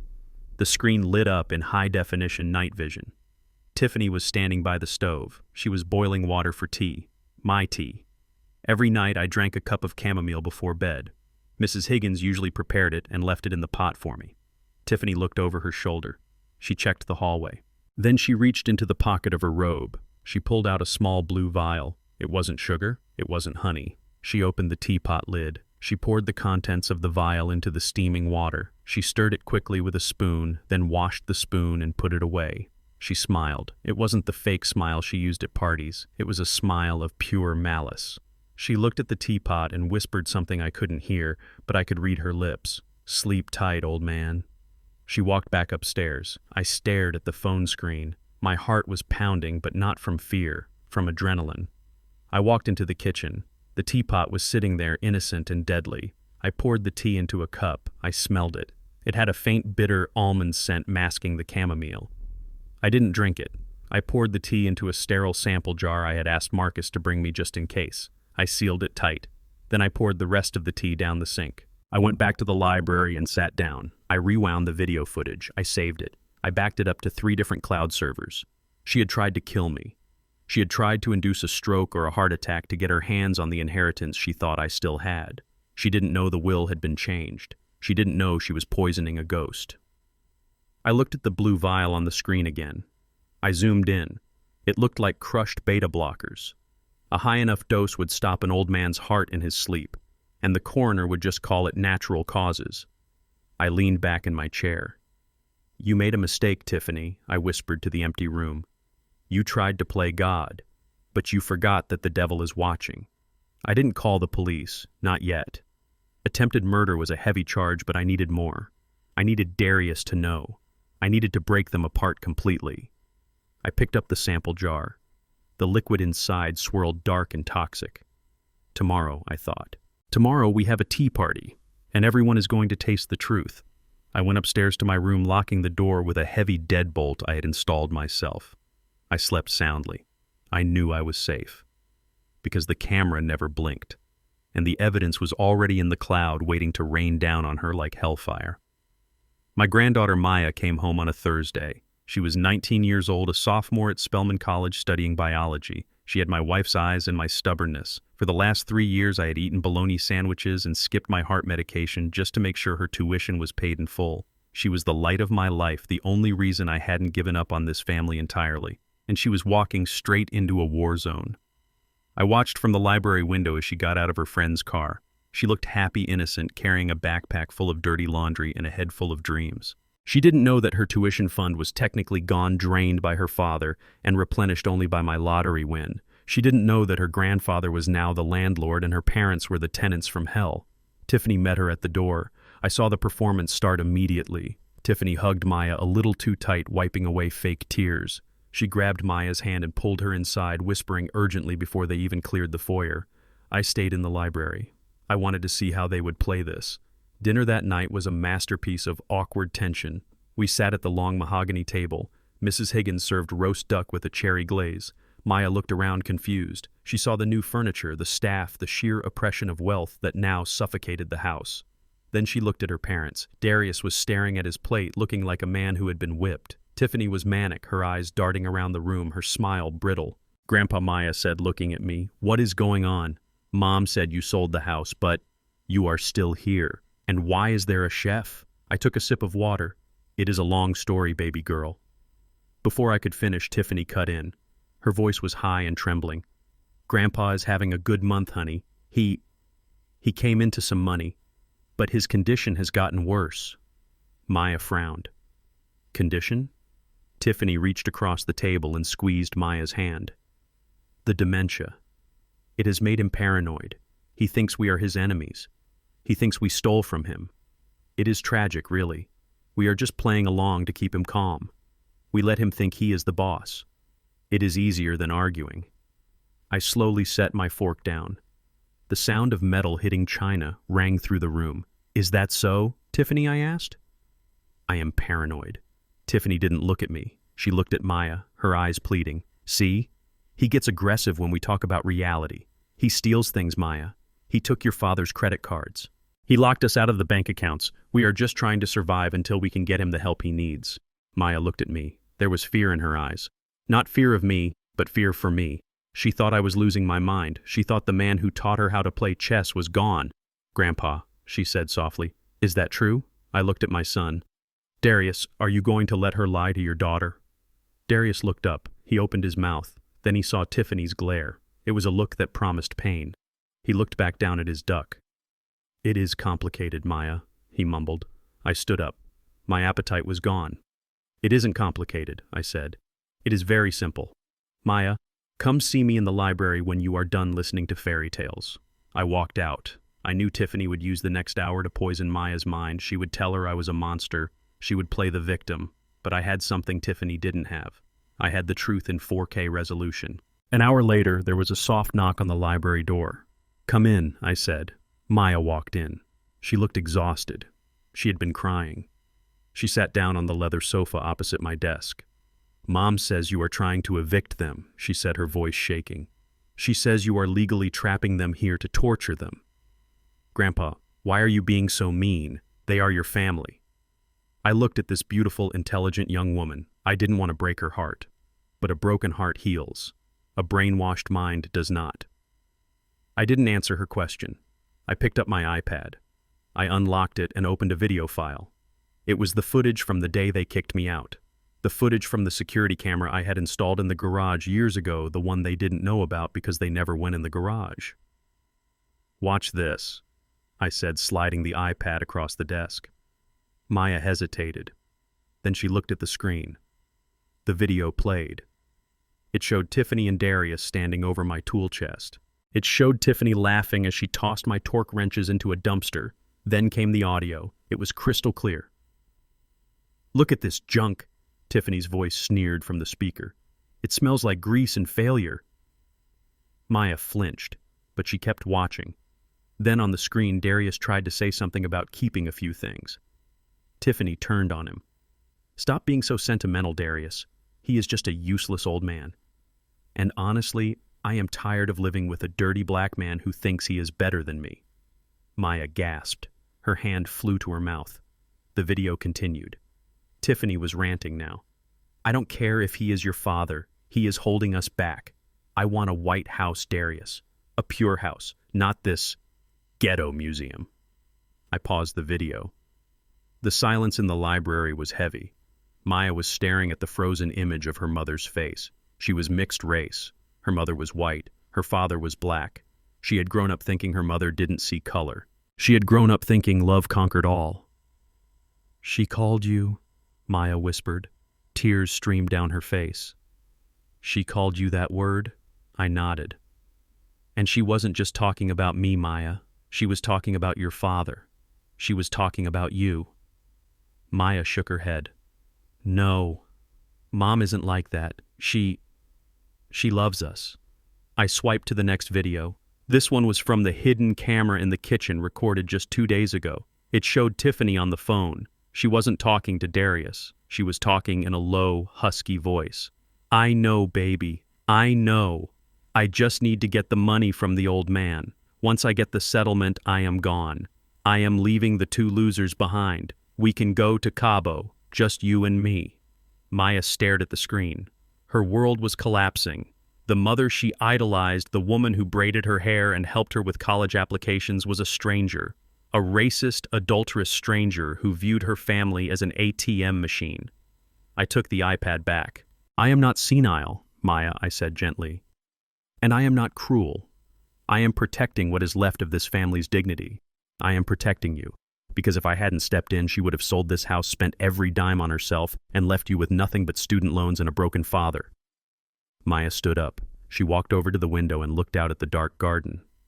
She stood there for a long time. When she turned around, her eyes were dry. The sadness was gone, replaced by a cold, sharp anger. It was the same look I had when I fixed a broken engine. The look of someone who sees the problem and knows exactly what tool to use. "What do you need me to do, Grandpa?" I smiled. "Welcome to the team, kid." "I need eyes," I said. "The cameras cover the common areas, but they don't cover her phone, and they don't cover her car. She is planning something. She is desperate. Desperate people make mistakes, but they are also dangerous. I need to know who she is talking to, and I need to know where she is hiding the money she stole from the deposit." Maya nodded. She wiped her face with her sleeve. "She keeps a burner phone in her makeup bag," Maya said. "I saw it when I went to hug her. I thought it was just an old phone, but it was on. 'Get me that phone,' I said, 'or just get me the unlock code.' 'I can do better than that,' Maya said. She trusts me. She thinks I am on her side. She thinks I am the bridge to soften you up." Maya walked to the door. She put her hand on the knob, then turned back to me. "I am sorry, Grandpa. I am sorry I believed her." "Don't be sorry," I said. "Just be smart." Maya walked out. She went straight upstairs to her parents' room. I watched the hallway feed. She knocked on their door. "Mom, can I sleep in here tonight? I missed you." Tiffany opened the door. She looked relieved. She hugged Maya. "Of course, baby. Come in." I watched the door close. The Trojan horse was inside the walls. The next morning, Maya came down to breakfast early. Tiffany was still asleep. Darius was outside raking leaves as part of his new rent reduction agreement. Maya slid her phone across the table to me. "I couldn't take the phone," she whispered, pouring herself some coffee. But I waited until she was in the shower. I went through her messages. I took screenshots. I looked at the photos on Maya's screen. They were text messages, a string of them. The contact name was Trainer Chad. Text from Chad. "Did you get the cash?" Text from Tiffany, working on it. "I pawned the last of the jewelry. I have $20,000 in the bag, plus the credit cards I opened in Maya's name." I froze. I looked up at Maya. "She opened credit cards in your name." Maya nodded. Her jaw was tight. 3 of them. $50,000 limit total. She maxed them out yesterday. Cash advances. "She is bleeding us dry, Grandpa. She is going to run." I looked back at the phone. Text from Tiffany. "Meet me at the airport on Saturday. Flight 492 to Mexico. I will leave the old man and the loser with the debt. We will be drinking margaritas by sunset. Saturday." That was tomorrow. She was going to abandon her husband. She was going to ruin her daughter's credit score before she even graduated college. And she was going to run away with a gym trainer named Chad. I handed the phone back to Maya. "She isn't going to Mexico," I said. Maya looked at me. "What are we going to do?" I stood up. I buttoned my suit jacket. We are going to let her pack, I said. We are going to let her think she got away with it. We are going to let her drive to the airport. And then Maya asked, and then I said, checking my watch, we are going to introduce Chad to the reality of dating a woman who is under federal investigation for fraud. I looked at Maya. You need to act normal today. Can you do that? Can you hug the woman who stole your identity and smile? Maya looked at the kitchen counter where her mother usually sat. I can do it, she said. I am a Robinson. We are tough. Good, I said. Go help your father rake the leaves. He needs a friend. I walked into the library and called Arthur Sterling. Arthur, get the private jet ready, I said. No, I am not going anywhere. But I need you to call the TSA and call the credit card fraud division. We have a flight risk. And Arthur, bring the popcorn. This is going to be a show. The pieces were moving. The endgame was approaching. Tiffany thought she was playing chess. She didn't realize she was the pawn, and the queen, her own daughter, had just taken her off the board. The rain outside my lawyer's office was hammering against the glass, a relentless rhythm that matched the pounding in my head. I thought I had seen the bottom of the barrel. I thought that selling my house, stealing my money, and throwing me into a nursing home was the worst thing my son and his wife could do. I thought I knew the shape of their evil. But I was wrong. I was so incredibly wrong. What I had seen so far was just the greed. I hadn't seen the blood. I was sitting opposite Marcus, the private investigator. He was a man made of granite and scar tissue, an ex-military operative who had seen things in war zones that would make a normal man crumble. But today he looked sick. His skin was pale, a grayish hue under the office lights. He had a manila folder in front of him. He hadn't opened it. He had his hand resting on top of it, pressing it down into the mahogany desk, as if he were trying to keep something demonic from escaping. Zeke, he said, his voice rougher than usual. We need to talk about the financials. We found the accounts where Tiffany is hiding the cash. We have the evidence of the credit card fraud. Good, I said, leaning forward. Then we have them. We can go to the police tomorrow. Marcus didn't move. He didn't smile. He took a deep breath, and I saw his hand tremble slightly. There is something else, Zeke. When we were digging through the cloud backups to find the bank transfers, we found other things. Old backups. From 5 years ago. 5 years ago. My heart skipped a beat. That was the year my world ended. That was the year Sarah died. Why are you looking at files from 5 years ago? I asked, a cold knot forming in my stomach. Because the data was linked to the same account Tiffany uses for her burner phone, Marcus said. He looked me in the eye, and I saw deep, profound pity there. I hate that look. I hate pity. But this wasn't pity for an old man. It was pity for a man who was about to be destroyed. Zeke, you need to prepare yourself. This isn't about money. He opened the folder. He slid a single sheet of paper across the desk. It was a timeline, a forensic analysis of digital logs. I put on my glasses. My hands were steady, but my breath was shallow. Date November 12th, 2019. Event. Sarah Robinson falls down the stairs. I remembered that night. It was etched into my soul. I was at the garage working late on a transmission. Darius and Tiffany were at the house having dinner with Sarah. I came home to police lights. They told me she slipped. They told me it was an accident. They told me she died instantly. Read the timeline, Zeke, Marcus whispered. I looked at the data. 8:15 p.m., motion sensor in the hallway records a fall. 8:16 p.m., Darius's heart rate monitor on his smartwatch spikes to 140 beats per minute. 8:17 p.m., Tiffany sends a text message to Darius. I looked up. They were in the same house. Why were they texting? Read the text, Marcus said. I looked at the transcript of the recovered message. Text from Tiffany. Don't call 911 yet. Wait. I felt the air leave the room. The world tilted on its axis. Wait. Why wait? I read the next line. Text from Darius. She is bleeding, Tiff. She is making noises. We have to call. Text from Tiffany. Think, you idiot. The life insurance policy. The accidental death rider doubles if she dies at the scene. If she dies in the hospital, it is just standard payout. We need the double indemnity to pay off the bookie. Just wait. Give it 20 minutes. I couldn't breathe. I stood up, knocking my chair over. It clattered to the floor with a sound like a gunshot, but I barely heard it. My Sarah. My beautiful, kind Sarah. She hadn't died instantly. She was lying at the bottom of the stairs, bleeding, making noises. She was asking for help. And my son stood there and watched her die. He checked his watch. He counted the minutes, not to save her, but to make sure she was dead enough to cash a bigger check. I looked at the timeline again. 8:45 p.m. Darius calls 911. 30 minutes. They waited 30 minutes. I looked at Marcus. The coroner said it was instant. Marcus shook his head slowly. The coroner said massive head trauma. He assumed it was quick because by the time the paramedics got there, she was cold. But the blood loss. Zeke, if they had called at 8:15, she would be alive today. The delay killed her. I let out a sound that wasn't human. It was a roar of pure primal agony that tore through my throat. I grabbed the heavy crystal decanter of whiskey on Arthur's desk and hurled it at the wall. It shattered, exploding into 1,000 shards of glass and amber liquid. "They killed her," I screamed.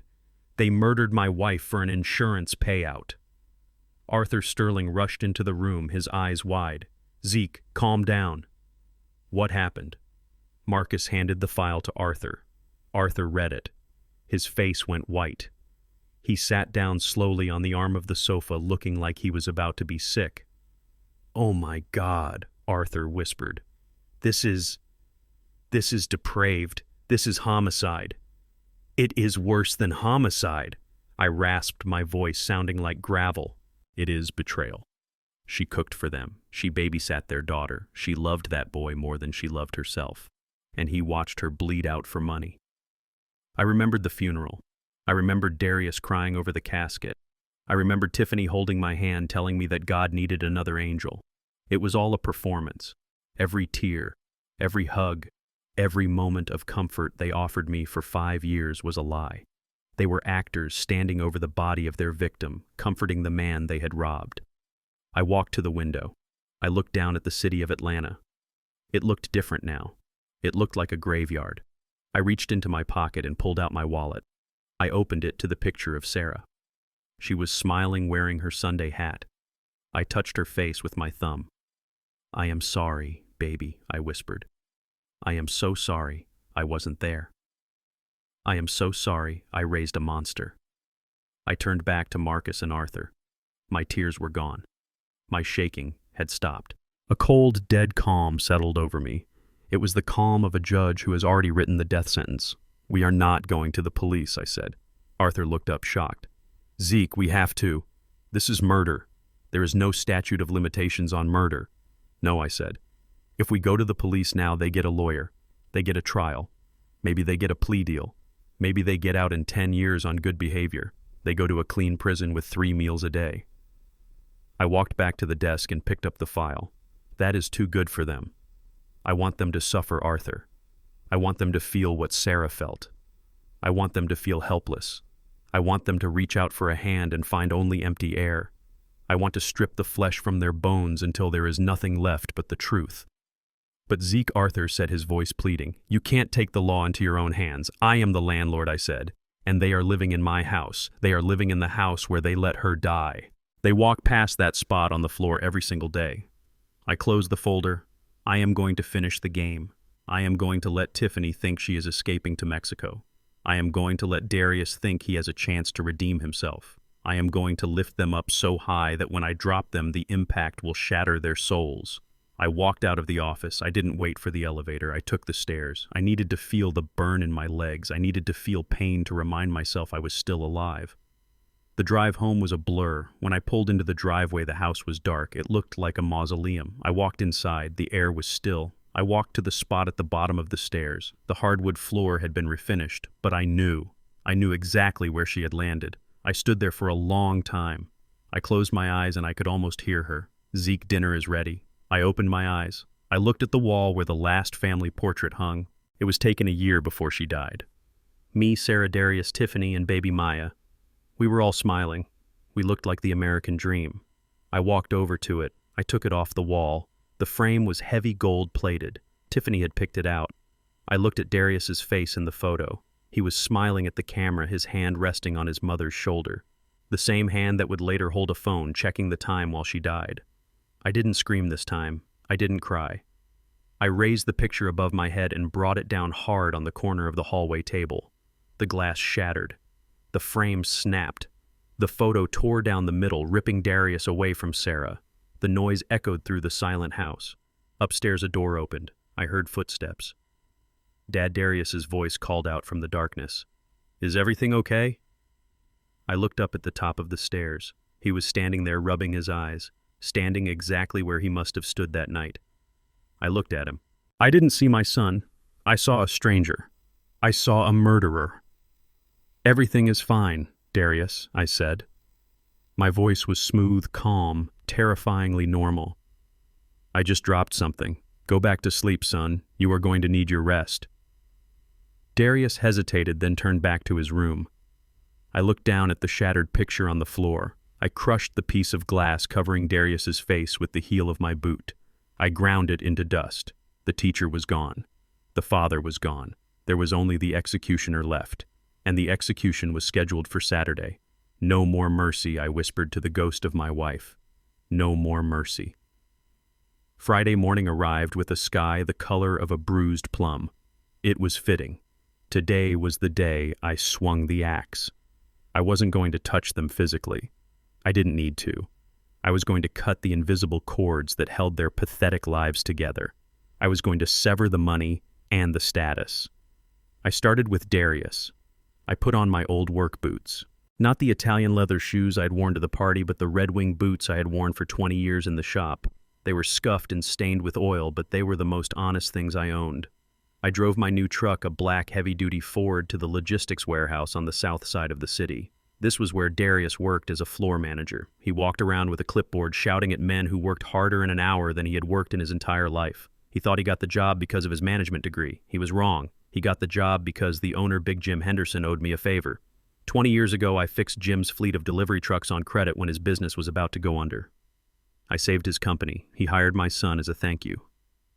I walked into the warehouse. The smell hit me instantly. Diesel fumes, cardboard, and sweat. It was the smell of honest labor. I walked past the security guard who tried to stop me. "I am here to see Jim," I said. "And I don't need a visitor badge." Jim was in his office overlooking the floor. When he saw me, he stood up, his face breaking into a wide grin. "Zeke Robinson. I heard things were rough. Darius told me you were in a home." I sat down. I didn't smile. "I was Jim, but I am back, and we need to talk about my son." Jim's smile faded. He sat down slowly. "To be honest, Zeke, he has been a problem. He is late. His inventory counts are off. The men don't respect him. But I kept him on because he is your boy. And I gave you my word." I looked through the glass window down to the floor. I saw Darius. He was standing by a forklift checking his phone, probably texting Tiffany about their escape plan. He looked small, useless. "I am releasing you from your word, Jim," I said. Jim blinked. "What do you mean? "I mean that the favor is paid in full," I said. "You don't owe me anything. And you definitely don't owe that boy a paycheck he doesn't earn." Jim let out a long sigh, rubbing his temples. "You want me to fire him?" I stood up. "I want you to do what is best for your business. If he is dead weight, cut him loose. Today. Right now." Jim nodded. He looked relieved. He reached for the intercom. "Darius Robinson to the main office, immediately." I didn't stay to watch. I walked out the back door, but as I sat in my truck in the parking lot, I waited. 5 minutes later, the side door opened. 2 security guards were escorting Darius out. He was holding a small cardboard box. He looked shell-shocked. He was arguing with them, pointing at the building, screaming about unfair dismissal. One of the guards, a man I knew, just shook his head and took Darius's badge. Darius stood alone in the parking lot. He pulled out his phone. He dialed Tiffany. She didn't answer. He kicked his tire. Then he got into his beat-up sedan and drove away. He didn't know it was me. He thought it was just bad luck. He didn't know that luck had nothing to do with it. Part 1 was done. Now for the Queen Bee. Tiffany was at the Glow Up Spa in Buckhead. It was the kind of place where they served cucumber water and charged $300 for a facial. She was there to relax before her big flight to Mexico. She was there to spend money she didn't have on a face that hid a rotting soul. I didn't go to the spa. I went to the bank. I sat in the office of the branch manager, Mr. Sterling's cousin. On the desk between us was a stack of files. "So, Mr. Robinson," the manager said, tapping his keyboard. "You are the primary guarantor on these credit cards." I corrected. "I co-signed for them 10 years ago when they got married. They never removed my name, and yesterday I was alerted to suspicious activity, massive cash advances, high-volume purchasing." The manager nodded. "Yes, we see a spike. $50,000 in 24 hours. I leaned forward. "That is fraud," I said. "I did not authorize those charges, and as the guarantor, I am formally reporting the cards as compromised. I want them frozen, immediately, and I want them confiscated." The manager typed a command. "Done. The account is locked. The fraud alert is active. Any attempt to use the card will trigger a confiscation order." I smiled. "Thank you." At that exact moment, 5 miles away, Tiffany was standing at the reception desk of the Glow Up Spa. She was glowing, her skin scrubbed and polished. She handed the receptionist her Platinum Visa card. I wanted to see it. I pulled up the security feed on my phone. Maya had given me the password to Tiffany's cloud account, which synced with her location. I couldn't see the video, but I could hear the audio through the bug in her purse. I put my earbuds in. "That will be $450, Mrs. Robinson," the receptionist said. I heard the swipe of the card, then a beep, a harsh rejecting beep. "I am sorry," the receptionist said. "It was declined." "Try it again." Tiffany's voice was sharp. "It is a platinum card. There is no limit. Swipe, beep." "Still declined, ma'am." "It says pick up card." "What?" Tiffany shrieked. "Give me my card back." "I can't do that, ma'am. The system says reported for fraud. I have to cut it. You will do no such thing. Do you know who I am? I am a VIP client. I am sorry, Mrs. Robinson. If you don't have another form of payment, I have to call security." I heard the rummaging of a bag. "Here," Tiffany snapped. "Try this one. Swipe, beep, declined. This one, swipe, beep, declined." I closed my eyes and listened to the music of her panic. Every card she had maxed out the day before was now a piece of useless plastic. I will come back and pay," Tiffany stammered. "I left my cash at home." "I am afraid we can't let you leave without settling the bill, ma'am. Or we call the police." Silence, then the sound of humiliation. "Fine. Take my watch. It is a Cartier. It is worth $5,000. Just let me leave." She had to barter her jewelry to escape a facial. The woman who wanted to be a queen was reduced to a beggar. I drove home. I asked Mrs. Higgins to prepare a light dinner. I asked Chef Antoine to open a bottle of the 1995 Bordeaux. I sat in the living room waiting. They arrived separately, but they entered together. It was 7 p.m. Darius walked in first. He looked like he had been in a fight. His tie was undone, his shirt was stained with sweat. He was carrying his box of personal effects from the warehouse. Tiffany walked in behind him. Her face was red and blotchy, her mascara running. Her wrist was bare where the watch used to be. They stopped in the foyer. They looked at each other. They didn't see me sitting in the shadowed corner of the living room. "You," Darius hissed, pointing a finger at her. "You and your spending. You maxed out the cards, didn't you?" I tried to buy gas on the way home and my card was cut up by the attendant. "I had to walk 3 miles. "Me," Tiffany screamed, throwing her bag on the floor. "You are the one who is useless." I was humiliated at the spa. "Darius, humiliated. They treated me like a criminal. And where were you? I was getting fired," Darius yelled. His voice cracked. "Big Jim fired me. He said I was dead weight. I lost my job, Tiffany. I have no income. Nothing." The silence that followed was heavy. Then Tiffany started to laugh. A cold, hysterical laugh. "Of course you got fired," she spat. "You are a loser, Darius. You have always been a loser. You rode your daddy's coattails your whole life, and now that he cut you off, you are nothing." Darius stared at her. His face turned purple. "I did everything for you," he roared. "I let my mother die for you. I sold my father's house for you. I destroyed my family for you. And look where it got us," she screamed back, getting in his face. "We are living in a guest room eating ramen and now we are broke. I should have left you years ago." "Then leave," Darius shouted. "Go. Get out. I am going," Tiffany yelled. "I am leaving tomorrow. And I am not going alone." Darius froze.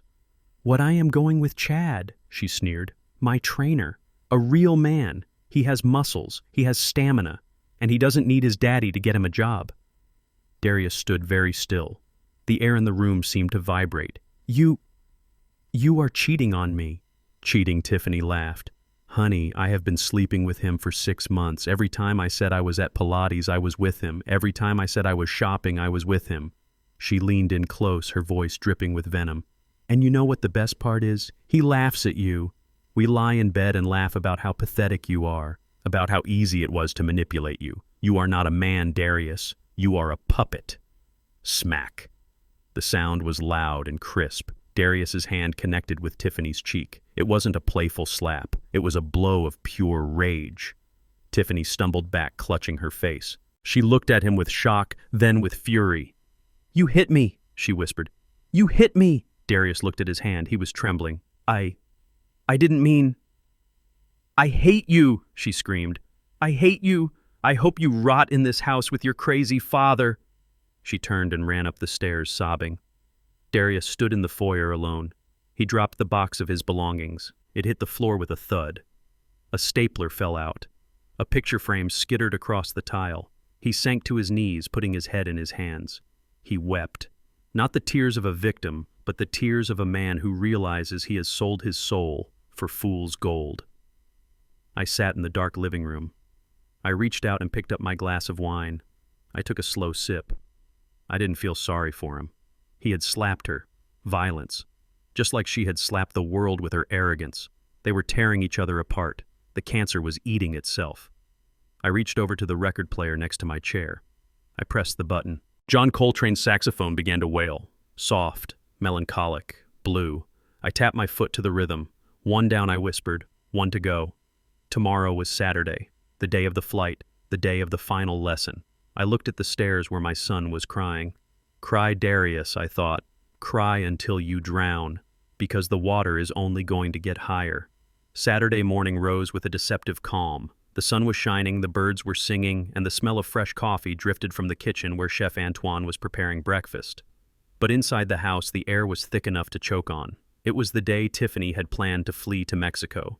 But after the credit card fiasco, she knew there was no Mexico. There was no money. There was only the debt, the shame, and me. I sat in my armchair in the living room, sipping a cup of Earl Grey tea. I was wearing my favorite cardigan, the one with the suede patches on the elbows. I looked like every harmless grandfather in America. I was reading the Wall Street Journal, but my eyes weren't moving across the lines. I was watching Tiffany. She was pacing the hallway. She was wearing a white silk blouse and black slacks. She looked professional, composed, but her eyes were wild. She was muttering to herself. She had sent Darius to the garage to look for boxes. She had dismissed Mrs. Higgins for the morning, claiming she wanted privacy to pack. She thought she was clearing the stage. She didn't know the audience was already seated behind the lens of a hidden 4K camera. At 10 o'clock, she walked into the living room. She closed the double doors behind her. She locked them. The click of the deadbolt echoed in the silent room. I folded my newspaper slowly. I didn't look up. Going somewhere, Tiffany, I asked. She didn't answer. She walked to the center of the room, standing directly in front of the fireplace. She looked at herself in the large mirror hanging above the mantel. She fixed her hair. She adjusted her collar. Then she turned to me. I am not going to prison, Zeke, she said softly. Her voice was devoid of emotion. It was terrifyingly flat. And I am not going to live in this house as your servant. I took a sip of tea. The bergamot was soothing against the tension in my throat. You don't have a choice, I said. You committed fraud. You tried to poison me. The only choice you have is whether you want a public defender or if you want to sell your jewelry to hire a real lawyer. She smiled. It was the smile of a shark sensing blood. Oh, I have a choice. I have a plan B. You see, Zeke, the world loves a victim, especially a young, pretty woman victimized by a bitter, aggressive old man. She reached up with both hands and grabbed the neckline of her silk blouse. With a violent jerk, she ripped it open. Buttons popped off and skittered across the hardwood floor like hail. I watched, motionless. She didn't stop there. She raked her fingernails down her own chest, leaving angry red welts on her skin. She grabbed her own hair and pulled it until it was messy and wild. Then she did something that made my stomach turn. She made a fist and punched herself in the face, hard, right on the cheekbone. She stumbled back, gasping from the pain. A bruise was already starting to form. "What are you doing?" "Tiffany," I asked calmly. She was panting, her eyes wide with adrenaline. "I am saving myself," she hissed. She reached for a heavy vase on the side table and threw it against the wall. It shattered. Then she grabbed her phone. She dialed 911. Her demeanor changed instantly. She started sobbing, hyperventilating. It was an Oscar-worthy performance. "911, please help me," she screamed into the phone. "He is attacking me, my father-in-law. He is crazy. He is trying to— Oh God, please hurry. He ripped my clothes. He hit me. I am locked in the living room. Please send someone. He has a gun." She hung up and threw the phone on the sofa. She looked at me, tears streaming down her face, but her eyes were cold as ice. "Who are they going to believe, Zeke?" she whispered. "A confused, senile old man who has a record of aggression at the nursing home, or the poor battered daughter-in-law who has been caring for him?" I looked at her. I didn't feel fear. I felt a deep, profound disgust. "You are going to ruin your life, Tiffany," I said. She laughed. "I am going to ruin yours. You will go to prison for sexual assault and battery. The state will take control of your assets. And as your next of kin, Darius gets power of attorney again. And I control Darius." She started screaming. Loud, piercing screams. "Get away from me. No. Stop it. Help." The doors to the living room rattled. Darius was on the other side. "Tiffany," Darius yelled. "Tiffany, what is happening? Open the door. He is hurting me." "Darius," she screamed. "Break the door down." I sat there. I picked up my tea again. My hand was steady. 5 minutes later, the sirens wailed in the distance. They got louder and louder until blue and red lights flashed through the front windows, painting the walls in chaotic colors. The front door burst open. Police, heavy boots on the floor. "In here," Tiffany screamed. "He is in here." The living room doors were kicked open. 3 officers rushed in, guns drawn. "Freeze. Hands where I can see them." I set my teacup down on the saucer. Clink. I remained seated. I raised my hands slowly, palms open. "Officer," I said calmly, "I am the homeowner. I am unarmed." "Get on the ground," the lead officer shouted. He was young, adrenaline pumping. He saw a crying woman with torn clothes and a bruised face. He saw an old black man. He saw exactly what Tiffany wanted him to see. "I am 72 years old, son," I said. "If I get on the ground, I won't be able to get back up. I am not a threat." Tiffany threw herself into the arms of a female officer. "Look what he did to me," she sobbed, pointing a shaking finger at me. "He tried to force himself on me. He said he owned me because I live in his house." The female officer glared at me with pure hatred. "You sick animal!"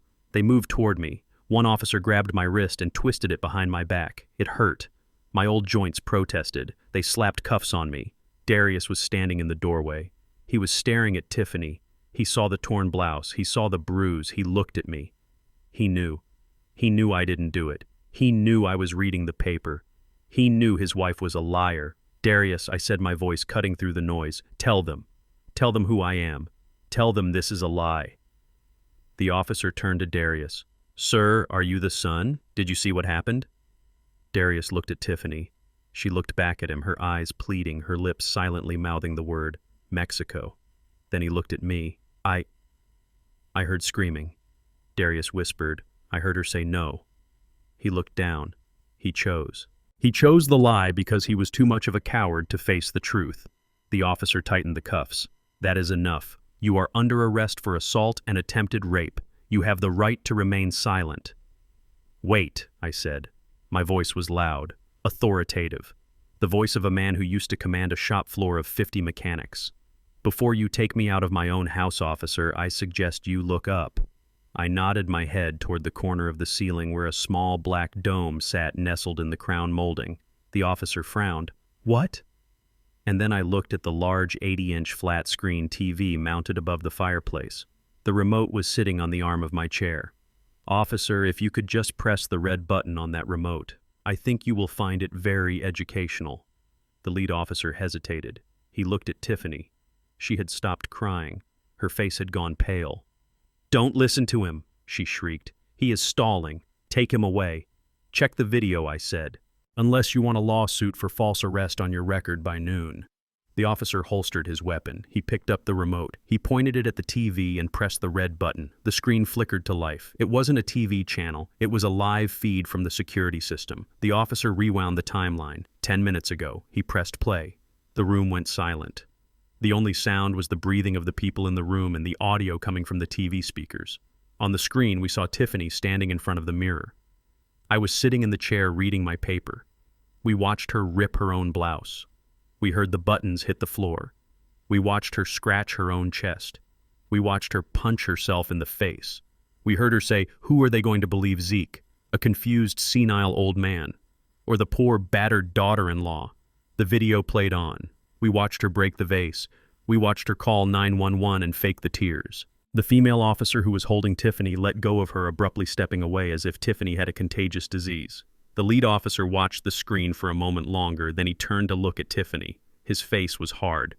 "Well, ma'am," he said, his voice low and dangerous, "it seems we have a problem."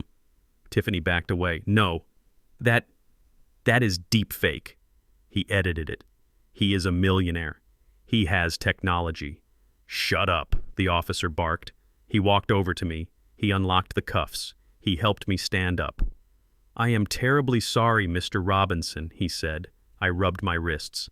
"It is not your fault, officer. She is a very convincing actress." I pointed at Tiffany. "I want to press charges," I said. "Filing a false police report, perjury, attempted extortion, and while you are at it, add property damage for my vase." The female officer grabbed Tiffany. She didn't use the gentle touch she had used a moment ago. She spun her around and slammed the cuffs on her wrists. "You have the right to remain silent," the officer recited, tightening the metal bands until Tiffany winced. Darius stood in the doorway, his mouth open. He looked at the screen, then at his wife. You punched yourself," he whispered. Tiffany looked at him with pure venom. "Shut up, you idiot. Call a lawyer." I walked over to Darius. I stood toe-to-toe with him. "You heard her scream?" I asked quietly. "You heard her say no?" Darius couldn't meet my eyes. "You are an accomplice, Darius," I said. "You stood there and let them put cuffs on your father. You were willing to let me die in prison so you could go to Mexico." I turned to the lead officer. "Take him too," I said. "He lied to a police officer during an active investigation. That is obstruction of justice." Darius's eyes bulged. "Dad, no, I didn't know." The lead officer looked at me. "You want to press charges against your son?" I looked at the man who had watched his mother die. I looked at the man who had just sold me out for the second time. "I don't have a son," I said. The officer nodded. He signaled his partner. They grabbed Darius. Dad, please." I sat back down in my chair. I poured a fresh cup of tea. It was still hot. I watched them drag Tiffany and Darius out of the house. Tiffany was screaming obscenities. Darius was crying. The neighbors were all outside watching. They saw the flashing lights. They saw the handcuffs. They saw the end of the dynasty of greed. I took a sip of tea. The house was quiet again, but this time it was a clean silence. The trash had been taken out. I looked up at the camera in the corner of the room and winked. Cut. That's a wrap. The Fulton County courthouse was packed. I made sure of that. I didn't want a quiet backroom deal. I didn't want a plea bargain that swept the dirt under the rug. I wanted a spotlight. I wanted the neighbors, the church members, and the former friends of Tiffany and Darius to see exactly who they were. I sat in the front row right behind the prosecution table. Arthur Sterling sat next to me looking like a gladiator in a three-piece suit. Tiffany's lawyer, a court-appointed public defender who looked overworked and tired, had approached us 10 minutes before the session started. He begged for a deal. He said Tiffany was willing to plead guilty to a misdemeanor if we dropped the fraud charges. He said she was a mother. He played the sympathy card. I looked at him and said one word. No. I didn't come here for a deal. I came here for the truth. When the bailiff announced the judge, the room stood up. Judge Harrison was a stern man with a reputation for zero tolerance when it came to elder abuse. He looked at Tiffany and Darius. Tiffany was wearing an orange jumpsuit. The designer clothes were gone. Her hair was pulled back in a messy ponytail. She looked small. Darius looked worse. He was shaking, staring at the table, refusing to look at the gallery where his former co-workers and friends were whispering. The trial moved fast. The evidence was overwhelming. The video of Tiffany punching herself in the face was played for the jury. I watched their faces. Disgust. Pure disgust. Tiffany tried to look away, but there was nowhere to hide. The video was 40 feet wide on the courtroom wall. But Arthur Sterling wasn't done. He called his first witness. Me. I walked to the stand. I swore on the Bible. The same Bible my wife used to read to Darius before bed. Mr. Robinson, Arthur asked, pacing in front of the jury box. Can you tell the court why your daughter-in-law wanted you out of the house so badly? I leaned into the microphone. Because she hated me, I said. Not because I was mean, not because I was difficult, but because I was old and because I was black. Objection. Tiffany's lawyer jumped up. Relevance. And that is speculation. It is not speculation if we have a recording, Arthur said calmly. The judge nodded. Overruled. Proceed. Arthur played the audio file. It was the recording Maya had retrieved from the house security system. The sound filled the courtroom crystal clear. I am tired of living with a dirty black man who thinks he is better than me. I want a white house, Darius. A pure house. Not this ghetto museum. The N-word hung in the air unspoken but implied in her tone and her venom. The jury, which was diverse, looked at Tiffany with stone-cold eyes. Tiffany sank lower in her chair. She had tried to paint me as the aggressor, but now she was revealed as a bigot who married into a black family for money while despising the very bloodline that supported her. I saw the court reporter flinch as she typed the words. I saw the judge's jaw tighten. But the worst was yet to come. Arthur wasn't just targeting Tiffany. He was aiming for the heart of the betrayal. He turned his attention to Darius. Your Honor, Arthur said, his voice dropping to a somber tone. While the charges today are for fraud, assault, and elder abuse, the prosecution believes it is vital to establish the character of the defendants to determine appropriate sentencing. We have uncovered evidence regarding the death of the victim's wife, Sarah Robinson, 5 years ago. Darius's head snapped up. His eyes were wide with terror. Tiffany's lawyer objected again. Your Honor, this is irrelevant. That case was ruled an accident. The statute of limitations for negligence has passed. The statute has passed. Yes, Judge Harrison said, peering over his glasses. But I will allow it for character assessment. Proceed, Mr. Sterling. Arthur projected the timeline onto the screen. The same timeline Marcus had shown me. The fall, the heart rate spike, and the text messages. Don't call 911 yet. Wait, we need the double indemnity. A gasp went through the courtroom. It wasn't a movie gasp. It was a sound of genuine horror. People covered their mouths. A woman in the back row started crying. Arthur walked over to Darius. He didn't yell. He stood right in front of the defense table and spoke softly. Mr. Robinson, Arthur said, you let your mother bleed on the floor of her own home for 30 minutes. You watched the woman who gave you life die, checking your watch to make sure she was dead enough to pay for your gambling debts. Darius put his hands over his ears. Stop it, he screamed. I didn't want to. She made me. The courtroom erupted. The judge banged his gavel. Order. Order in this court. Darius was sobbing now, rocking back and forth. It wasn't a denial. It was a confession. He pointed a shaking finger at Tiffany. She told me to wait. She said we needed the money I wanted to call. I loved my mom. Tiffany turned on him. Her face twisted in a snarl. Shut up, you coward. You wanted the money just as much as I did. The judge banged the gavel again, harder this time. Remove the defendants from the courtroom if they cannot maintain composure, he bellowed. The bailiff stepped forward, but Darius slumped onto the table, defeated. Tiffany sat back, crossing her arms, staring daggers at me. She knew it was over. The jury wasn't looking at them as people anymore. They were looking at them as monsters. I sat in the witness box, looking at my son. I felt a tear roll down my cheek. Not for him, but for Sarah. The truth was finally out. The secret they had buried with her was now screaming in the light of day. The closing arguments were brief. Tiffany's lawyer tried to argue that she was a victim of financial stress. It was pathetic. Arthur Sterling simply pointed at me and said, they tried to bury a man who was still alive, and in doing so they dug their own graves. The jury deliberated for less than an hour. When they came back, the foreman didn't look at the defendants. Guilty, on all counts: fraud, forgery, filing a false police report, elder abuse, conspiracy. Judge Harrison didn't wait for a sentencing hearing. He had seen enough. He asked the defendants to stand. Tiffany Robinson, the judge, said, his voice echoing in the silent room. You are a predator. You targeted a vulnerable senior citizen, manipulated your husband, and attempted to weaponize the justice system to cover your crimes. Your lack of remorse is chilling. Tiffany tried to speak, but the judge raised his hand. I am sentencing you to the maximum penalty allowed by law.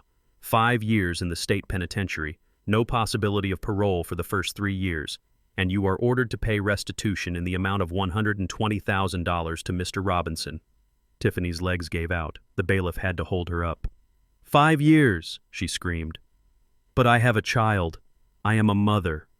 You should have thought about that before you destroyed your family, the judge said coldly. He turned to Darius. Darius Robinson, you are a weak man. While the law cannot punish you for the moral crime of letting your mother die due to the statute of limitations, this court can certainly punish you for your role in the abuse of your father. Darius looked at the judge, tears streaming down his face. However, the judge continued. It is clear you acted under significant manipulation, but that does not excuse your cowardice. You stood by while your father was abused. You lied to the police. I am sentencing you to 2 years of probation and 500 hours of community service. The judge paused, leaning forward. And I am adding a special condition to your community service, Mr. Robinson. You will perform those 500 hours at the Shady Pines nursing home. You will clean the floors. You will change the bedpans. You will feed the elderly who have been abandoned by their families. You will see every single day the fate you condemned your father to. Darius nodded slowly. He understood.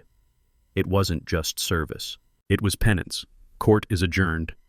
The gavel struck the wood with a sound of finality. I watched as the bailiff clicked the handcuffs onto Tiffany's wrists. She looked at me one last time. Her eyes were full of hate but also fear.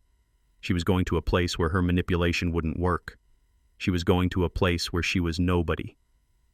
Darius didn't look at me. He walked out with his head down, a free man in the eyes of the law, but a prisoner of his own conscience. I walked out of the courthouse into the bright afternoon sun. The rain had stopped. The air was fresh. Arthur Sterling walked beside me. We did it, Zeke. It is over. I took a deep breath. I looked at the sky. Justice is served, Arthur, I said, but it doesn't bring her back. No, Arthur said gently, but it ensures she can finally rest in peace. I nodded. I walked to my truck.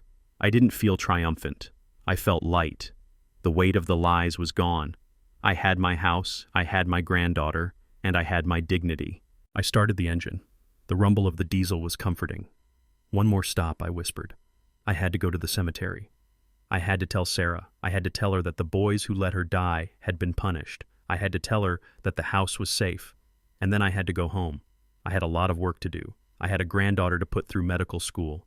And I had a life to live. A life that for the first time in a long time belonged entirely to me. The renovations on the house were finally finished 3 months after the trial. I didn't just fix the leaks. I transformed the place. Justice Holdings invested heavily in the property. I added a new wing, a security gate made of wrought iron that looked like it belonged on a castle, and I finally planted the rose garden Sarah had always wanted. The house didn't look like the home of a retired mechanic anymore. It looked like the estate of a man who had won the war. I was sitting on the new stone patio drinking my morning coffee. The air was crisp. I was watching the sunrise, enjoying the peace that I had bought with so much pain. Maya was inside studying for her midterms. Life was good. Life was quiet. Then the intercom buzzed. I frowned. I wasn't expecting anyone. I picked up the receiver. "Who is it?" I asked. There was silence on the other end, then a sound that made my skin crawl. A sob. A broken, wet, pathetic sob. "Dad, it is me. Please, open the gate." I looked at the security monitor. Standing outside my iron gates was a man who looked like a shadow of my son. Darius. He had been released from county jail 2 days ago after time served awaiting trial, followed by the start of his probation. He looked like he had aged 10 years in 3 months. His clothes were dirty. He was wearing a jacket that was 2 sizes too big, probably a donation from a shelter. His shoes were falling apart. He was unshaven, gaunt, and shaking. I didn't buzz him in. I walked down the long driveway. I wanted to look him in the eye. I wanted to see what was left of the arrogant man who had thrown my jazz records in the trash. When I reached the gate, Darius grabbed the bars. His hands were filthy. Dad, thank God, he wept. Dad, I have nowhere to go. The shelter kicked me out because it is full. I haven't eaten since yesterday. Please, let me in. I will sleep in the garage. I will sleep on the floor. Just don't leave me out here. I stood on my side of the gate. I was wearing a cashmere sweater. He was wearing rags. The contrast was sharp enough to cut glass. You have probation, Darius, I said. You have a court-appointed address. It was a halfway house, Dad, he cried. It was terrible. Drugs, gangs. I was scared. I ran away. If I go back, they might violate me. Please. You are my father. You can't let your son live on the street. I looked at him. The word son tasted bitter in my mouth. My son died the night he let his mother bleed out on the floor, I said. I don't know who you are. Darius fell to his knees. He gripped the bars, pressing his forehead against the cold metal. It wasn't me, Dad. It was Tiffany. She manipulated me. She told me what to do. I was weak. I was scared of her. She threatened to take Maya away. I am a victim too. Dad, you have to believe me. I listened to him blubber, blaming the woman, blaming the circumstances, blaming everyone but himself. He was 40 years old, and he was still a child looking for an excuse. I pulled a key from my pocket and unlocked the pedestrian gate. Darius looked up, hope flooding his eyes. He started to scramble to his feet. Thank you, Dad. Thank you. I knew you would forgive me. I promise I will be good. I will stop, I said. I didn't open the gate wide enough for him to enter. I blocked the path. I reached into my back pocket and pulled out a folded piece of paper. It wasn't a check.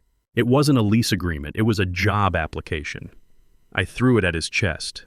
It fluttered down to the dirt in front of his ruined shoes. Pick it up, I said. Darius looked at the paper confused. What is this? It is your salvation, Darius, I said. He picked it up. He read the header. Robinson's Auto Repair. My old shop. The shop I had sold to my former apprentice, Big Mike, 5 years ago. But what Darius didn't know was that I had bought it back last week. Justice Holdings was diversifying. You want me to work, Darius stammered. But Dad, I am a manager. I have a degree in logistics. I can't. You are a convict, Darius. I cut him off. You have a record for fraud and elder abuse.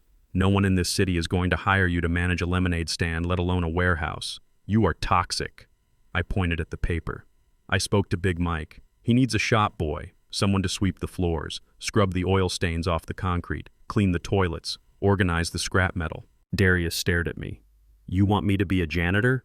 In a grease shop, I want you to be a man, I said. I took a step closer to the bars. You skipped a step, Darius. I gave you everything too easily. I paid for your college. I bought your first car. I got you your job. You never learned what it feels like to have your back ache from honest work. You never learned that money equals sweat. You thought money equaled inheritance. I pointed to the ground. That ends today. You want to eat. You work. You want a place to sleep. You earn it. Darius looked at the application, then at the mansion behind me. But can't I just stay in the guest room until I get on my feet? The guest room is for guests, I said. You are not a guest. You are a liability. I looked at my watch. The shop opens at 8. It is 7:30. It is a 3-mile walk. If you run, you might make it on time. Big Mike is expecting you. The pay is minimum wage. $7.25 an hour. $7. Darius gasped. Dad, that is slavery. That is reality, I roared. That is what I started with. That is what built this house. That is what bought the clothes on your back before you threw them away for designer suits. I took a deep breath, calming myself. Here is the deal, Darius. You go to the shop. You scrub those toilets until they shine. You sweep that floor until I can eat off it. Big Mike will report to me every day. If you work hard, if you keep your mouth shut and your head down, I will let you sleep on the cot in the back office of the shop, and I will give you 1 hot meal a day from my kitchen. Darius looked horrified. Sleep in the shop on a cot. It is warm, I said, and it is safe. It is better than the street, and certainly better than prison. And if I say no, he whispered. I started to close the gate. Then you can go find Tiffany in prison and ask her for a loan, or you can sleep under the bridge. It is supposed to rain tonight. I clicked the lock shut. Darius stood there holding the paper. He looked at the sky. He looked at his hands. For the first time in his life, the safety net was gone. The bank of Dad was closed. There was only the concrete and the choice. He looked at me through the bars. There was hate in his eyes, yes, but there was also fear. The fear of hunger. I turned my back on him and started walking up the driveway. "Dad," he called out. I kept walking. "Dad." Wait, I didn't stop. I heard the sound of footsteps running away. Not toward the house, but toward the road, toward the shop. He was running. He was going to take the job. I walked into the house. Mrs. Higgins was dusting the hallway. "Was that him, sir?" she asked quietly. "Yes," I said. "Is he coming in?" "No, Mrs. Higgins. He has work to do." I walked to the closet and pulled out a broom, a heavy industrial push broom with stiff bristles. I walked back out to the patio. I waited. An hour later, my phone rang. It was Big Mike. "He is here, Zeke," Mike said. "He is crying. He is wearing a suit jacket that smells like a dumpster. But he is here." "Put a broom in his hand, Mike," I said. "And don't go easy on him. If he misses a spot, make him do it again." I hung up. I closed my eyes and imagined it. My son, the logistics manager, the man who wanted a penthouse, pushing a broom through black grease, smelling the fumes, feeling the blisters form on his soft hands. It wasn't cruelty. It was education. He had spent 40 years learning how to take. Now he was going to learn how to make. I picked up my coffee. It was cold, but I drank it anyway. "Welcome to the real world, son," I whispered. Later that afternoon, I drove by the shop. I didn't stop. I just slowed down. The bay doors were open. I saw him. Darius. He had taken off the jacket. He was in his shirt sleeves covered in grime. He was pushing a broom across the oily concrete. He was crying. I could see his shoulders shaking. But he was moving. He was sweeping. He was working. I watched him for a moment. It was the most beautiful thing I had ever seen him do. I drove away. I didn't honk. I didn't wave. He didn't need a father right now. He needed a boss. And I was going to be the toughest boss he ever had. Because if he could survive this, if he could survive the grease and the humility, maybe, just maybe, he could survive himself. The fall of Darius was complete. Now the reconstruction could begin. But this time the foundation wouldn't be built on my money. It would be built on his sweat. And if he crumbled, well, that was on him. I had done my part. I had given him the greatest gift a father could give a spoiled son. I gave him a bottom to hit. It had been 6 months since I threw the job application at my son's feet. 6 months of watching him wake up at dawn, walk 3 miles to the auto shop and scrub oil stains off the concrete until his knuckles bled. I checked on him every day. Not with a hug, but with a report from Big Mike. Darius was learning. He was thinner. The paunch he had developed from years of eating takeout and sitting in management chairs was gone, replaced by lean muscle and the permanent smell of engine grease. He looked like I did at 40. He looked tired. But looking tired and being changed were two different things. I needed to know if the rot was gone or if it was just hiding under the surface, waiting for the first sign of a checkbook to bloom again. On a Tuesday morning, I called a family meeting in the library. This wasn't a dinner. This was business. Arthur Sterling was already there, sitting behind a portable desk. He had set up a stack of leather-bound documents in front of him. He looked like the gatekeeper to the afterlife. Darius walked in. He was wearing his work uniform, a blue jumpsuit with Robinson's Auto Repair stitched over the pocket. His name tag was crooked. His hands were stained dark, the kind of grease that soap doesn't touch, the kind that becomes part of your skin. He took off his cap and held it in his hands. "Sit down, Darius," I said from my armchair. He sat on the edge of the sofa, careful not to let his dirty clothes touch the expensive fabric. A year ago, he would have flopped down and put his feet on the coffee table. The fear of God, or at least the fear of homelessness, had taught him manners. Maya walked in next. She had come home from college for the weekend. She looked beautiful, dressed in a simple blouse and jeans, carrying a notebook. She sat next to me, taking my hand. Her grip was strong. She was the only one in the room who wasn't afraid. "Arthur," I said. "Read it." Arthur adjusted his glasses and opened the thickest document. "This is the last will and testament of Ezekiel Robinson, updated as of this morning," Arthur announced. His voice was dry and formal, filling the room with the weight of the law. Darius looked up. His eyes darted to the document. I saw a flicker of the old Darius there. The hunger, the calculation. He was doing the math in his head. He knew about the lottery win now. Everybody knew. $150 million. He was wondering how much of it was his reward for 6 months of sweeping floors. Arthur cleared his throat. The total value of the estate, including real estate liquid assets and the investment portfolio managed by Justice Holdings, is valued at $152 million. Darius licked his lips. He shifted in his seat. Arthur continued.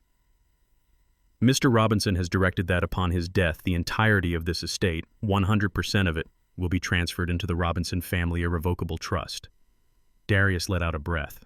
A trust. That sounded good. That sounded like money. However, Arthur said, raising a finger, the terms of the trust are specific and binding. He turned the page. The sound of the paper turning was loud in the silence. Beneficiary 1. Maya Robinson. Maya squeezed my hand. I didn't look at her. I looked at Darius. The trust will cover all educational expenses for Maya Robinson, including medical school doctorate programs and any specialized training. Additionally, upon graduation, the trust will release a seed capital grant of $2 million for the establishment of a business or practice of her choosing. Darius nodded, trying to look supportive, but his smile was tight. That is great, baby. You deserve it. Arthur didn't pause. Beneficiary 2. Darius Robinson. Darius sat up straighter. He wiped his palms on his knees. The trust acknowledges Darius Robinson as the biological son of the grantor. However, due to a history of financial mismanagement, gambling addiction, and criminal negligence, Darius winced. The trust stipulates that Darius Robinson shall receive $0 in lump sum cash. The room went dead silent. Darius froze. His mouth opened, but no sound came out. 0, he whispered. But I am the only son. Arthur read on, his voice relentless. Darius Robinson is strictly forbidden from accessing the principal or the interest of the trust. He will not receive an allowance. He will not receive a stipend. He will not receive gifts. Then what do I get? Darius cried, standing up. Dad, I have been scrubbing toilets for 6 months. I did everything you asked. I walked to work in the rain. I humbled myself. Doesn't that count for anything? Sit down, I barked. The command cracked like a whip. Darius sank back onto the sofa, trembling. Arthur continued reading. Instead of a payout, the trust acts as an employer. As long as Darius Robinson maintains full-time employment, whether at Robinson's Auto Repair or another approved entity, the trust will match his earned wages by 100%. I leaned forward. You understand that Darius the First asked. If you earn minimum wage, the trust doubles it. If you work hard and become a manager again, the trust doubles that. You eat what you kill. You want money. You work for it. You stop working. The money stops. The day you quit is the day you starve. Darius stared at me. You are putting me on a payroll. For my own inheritance, I am giving you a lifeline. Not a hammock, I said. And Arthur added, there is a kill switch. A kill switch? Darius asked, his voice shaking. Clause 4, Section B. Arthur read, if Darius Robinson is found to have gambled even $1, if he is found to have committed any crime, or if he attempts to contest this will in court, the trust is immediately dissolved. Arthur looked up over his glasses. And the entire remaining balance of $150 million will be instantly donated to the National Association of Black Veterans. Darius looked at me with horror. You would give it all away. You would give everything to strangers just to spite me. I stood up and walked over to him. I looked down at his grease-stained hands. I am not doing this to spite you, son. I am doing this to save you. I put a hand on his shoulder. It was heavy.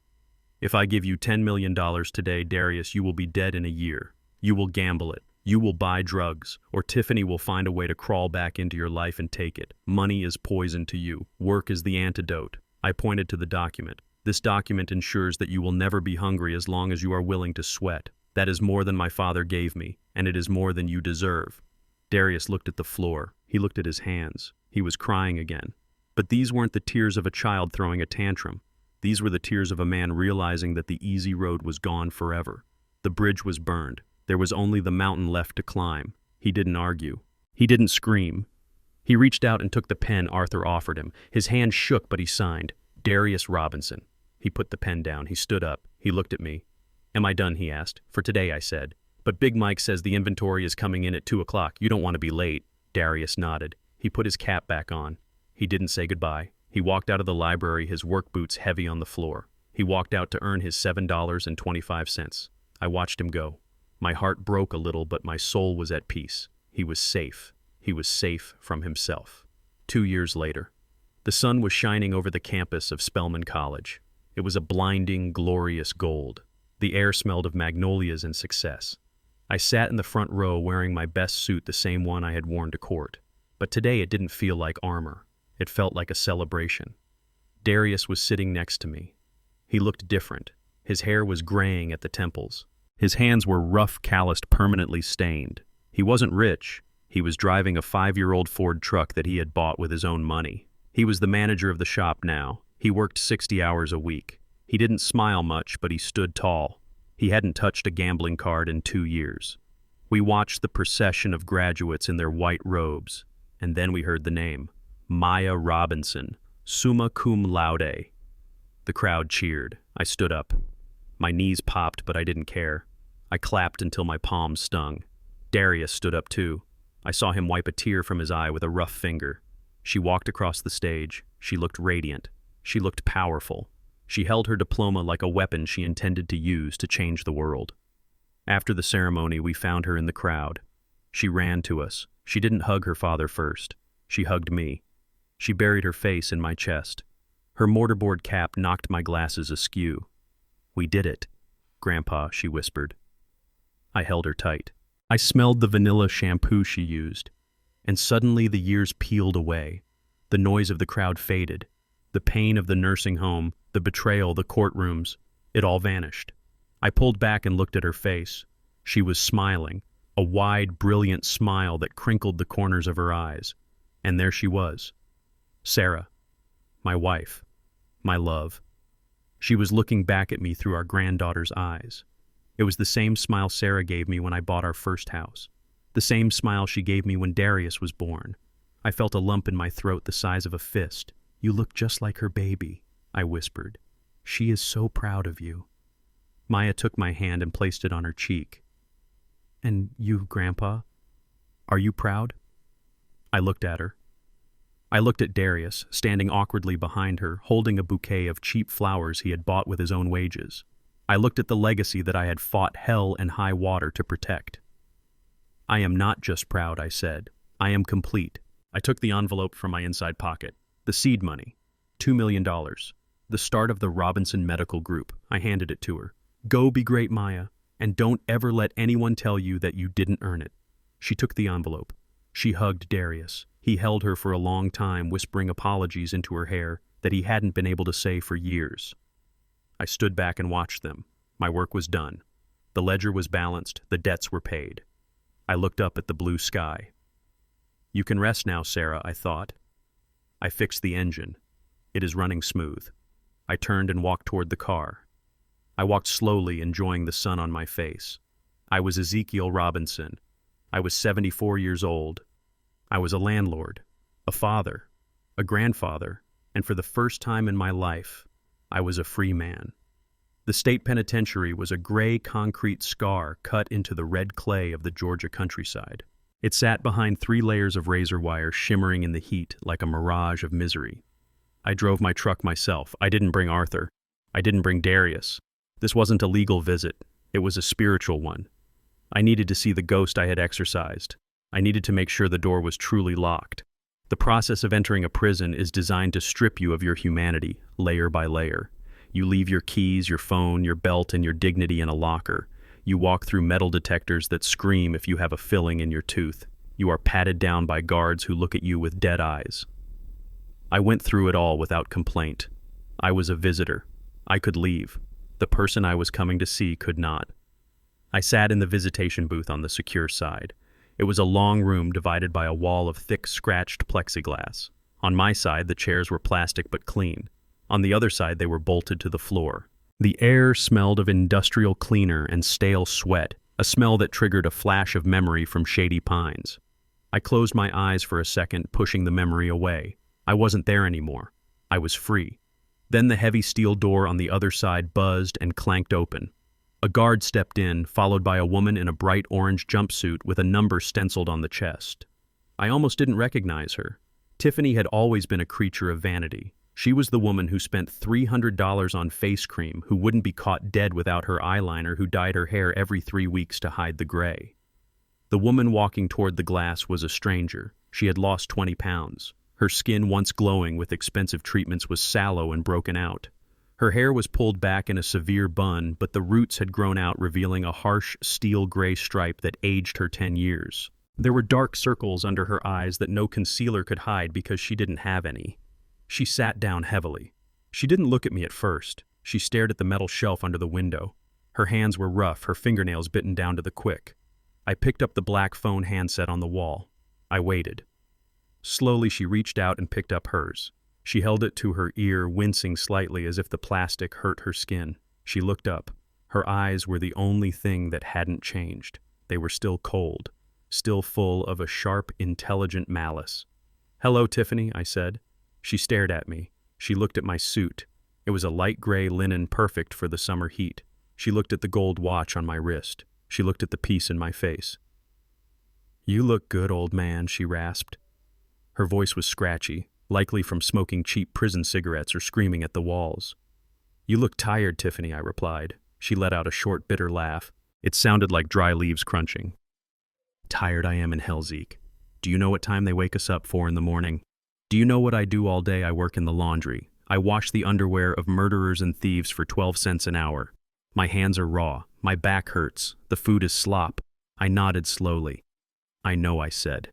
"The oatmeal at Shady Pines was lumpy too. And they woke me up at 5. But at least I didn't have to wash anyone's underwear." Her eyes narrowed. She leaned closer to the glass. "You came all this way to gloat. Is that it? You want to see the animal in the cage? You want to poke me with a stick?" "No," I said. "I came to give you an update." "I don't want your updates," she spat. "Unless you are here to tell me you dropped the restitution order.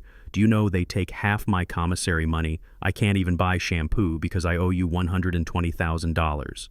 "You owe me a lot more than that, Tiffany," I said softly. "But the money is a good start." She slammed the phone against the shelf. The guard behind her took a step forward, his hand moving to his baton. She flinched. She was afraid. The arrogance was still there, but it was brittle now. One tap and it would shatter. She put the phone back to her ear. "Just say what you want and get out," she hissed. I settled back in my chair. "I want to tell you about your parents," I said. Tiffany froze. Her face went blank. "My parents," she whispered. "I haven't spoken to them in 10 years. They are dead to me. They were dirt-poor farmers who didn't understand my ambition. Why would you talk about them?" "Because they called me," I said. Tiffany blinked. "They called you after the trial," I said. "The news was everywhere. Your face was on the front page of the Atlanta Journal-Constitution. Socialite fraudster sentenced. Your parents saw it in Alabama. They were devastated, not because you were in prison, but because they realized what you had become." I paused, letting the words sink in. "They called me to apologize, Tiffany. 2 people in their 80s living in a trailer on a patch of dirt called to apologize for the sins of their daughter. They offered to sell their truck to help pay me back." Tiffany looked away. She was trembling. She hated them, or she told herself she did, but hearing about their shame cut through her defenses. "I told them to keep the truck," I continued. And then we started talking. "I learned a lot of things. I learned that you stopped sending them money 5 years ago. I learned that you lied to them and said you were a struggling waitress, even while you were driving my son's Mercedes." She didn't speak. She just breathed short, shallow breaths. "And I learned that they were about to lose their farm," I said. "The bank was foreclosing. They owed $30,000. They were going to be homeless next month." Tiffany looked back at me. Her eyes were wet, but she blinked the tears away. "So what?" she sneered, her voice trembling. "You bought the farm. You are going to kick them out too? You are going to be the landlord of the whole world." I leaned forward. My voice was low and tense. "Yes, I bought the note, Tiffany. I paid off the bank. I own their debt now." I saw the fear in her eyes. She projected her own cruelty onto me. She imagined I would do exactly what she would have done. Evict them, punish them, destroy them to hurt her. "You are a monster," she whispered. "They are old people. They didn't do anything to you." "I know," I said, "and that is why I did what I did." I reached into my pocket and pulled out a photo. I held it up to the glass. It was a picture of an old couple, weathered and thin, standing on the porch of a small, neat farmhouse. They were smiling. The man was holding a wrench. The woman was holding a pie. I didn't evict them, Tiffany. I refinanced them. She stared at the photo. I lowered their interest rate to 0%, I said. I set up a payment plan of $50 a month, a symbolic amount, just so they can keep their dignity, just so they can say they are paying their way. I put the photo down. And last week I drove down there. I brought your father a new set of tools. I sat on their porch. Your mother made me a pecan pie. We drank sweet tea. We talked about the weather. We talked about God. Tiffany was crying now, silent hot tears running down her gray cheeks. They are good people, I said. They call me Mr. Robinson. They ask about my health. They treat me with respect. I looked her dead in the eye. I treat them better than you ever treated me, Tiffany. And do you know why? She shook her head, unable to speak. Because I am not you. I stood up. The movement was final. You asked if I was happy, I said. You asked if I won. I looked around the bleak visitation room. I didn't win, Tiffany. There are no winners here. You lost your freedom. Darius lost his pride. Sarah lost her life. We all lost something. I put my hand on the glass right where her reflection was. But I restored the balance. I took the poison out of the well. Your parents are safe. Your daughter is safe. Darius is working hard. The world is turning. I picked up the handset one last time. And you are here, exactly where you belong. Not because I put you here, but because you are the kind of person who would let her own mother lose her home while buying a Porsche. I hung up the phone. Tiffany slammed her hand against the glass. Her mouth was open, screaming, but without the phone, I couldn't hear the words. It was a silent movie of despair. I saw her lips moving. Come back! Don't leave me! I am sorry, Zeke. Please, I didn't pick up the phone again. I buttoned my jacket. I turned my back on her. I walked toward the heavy steel door. Behind me, I could hear the dull thud of her fists hitting the plexiglass. Thud, thud, thud. It sounded like dirt hitting a coffin. The guard stepped forward and grabbed her shoulders. He pulled her away from the window. She fought him, kicking and screaming, her face twisted into a mask of pure, unadulterated agony. It wasn't the agony of remorse. It was the agony of a narcissist who realizes she has been completely erased. I pushed the button for the door. It buzzed. I walked out into the corridor.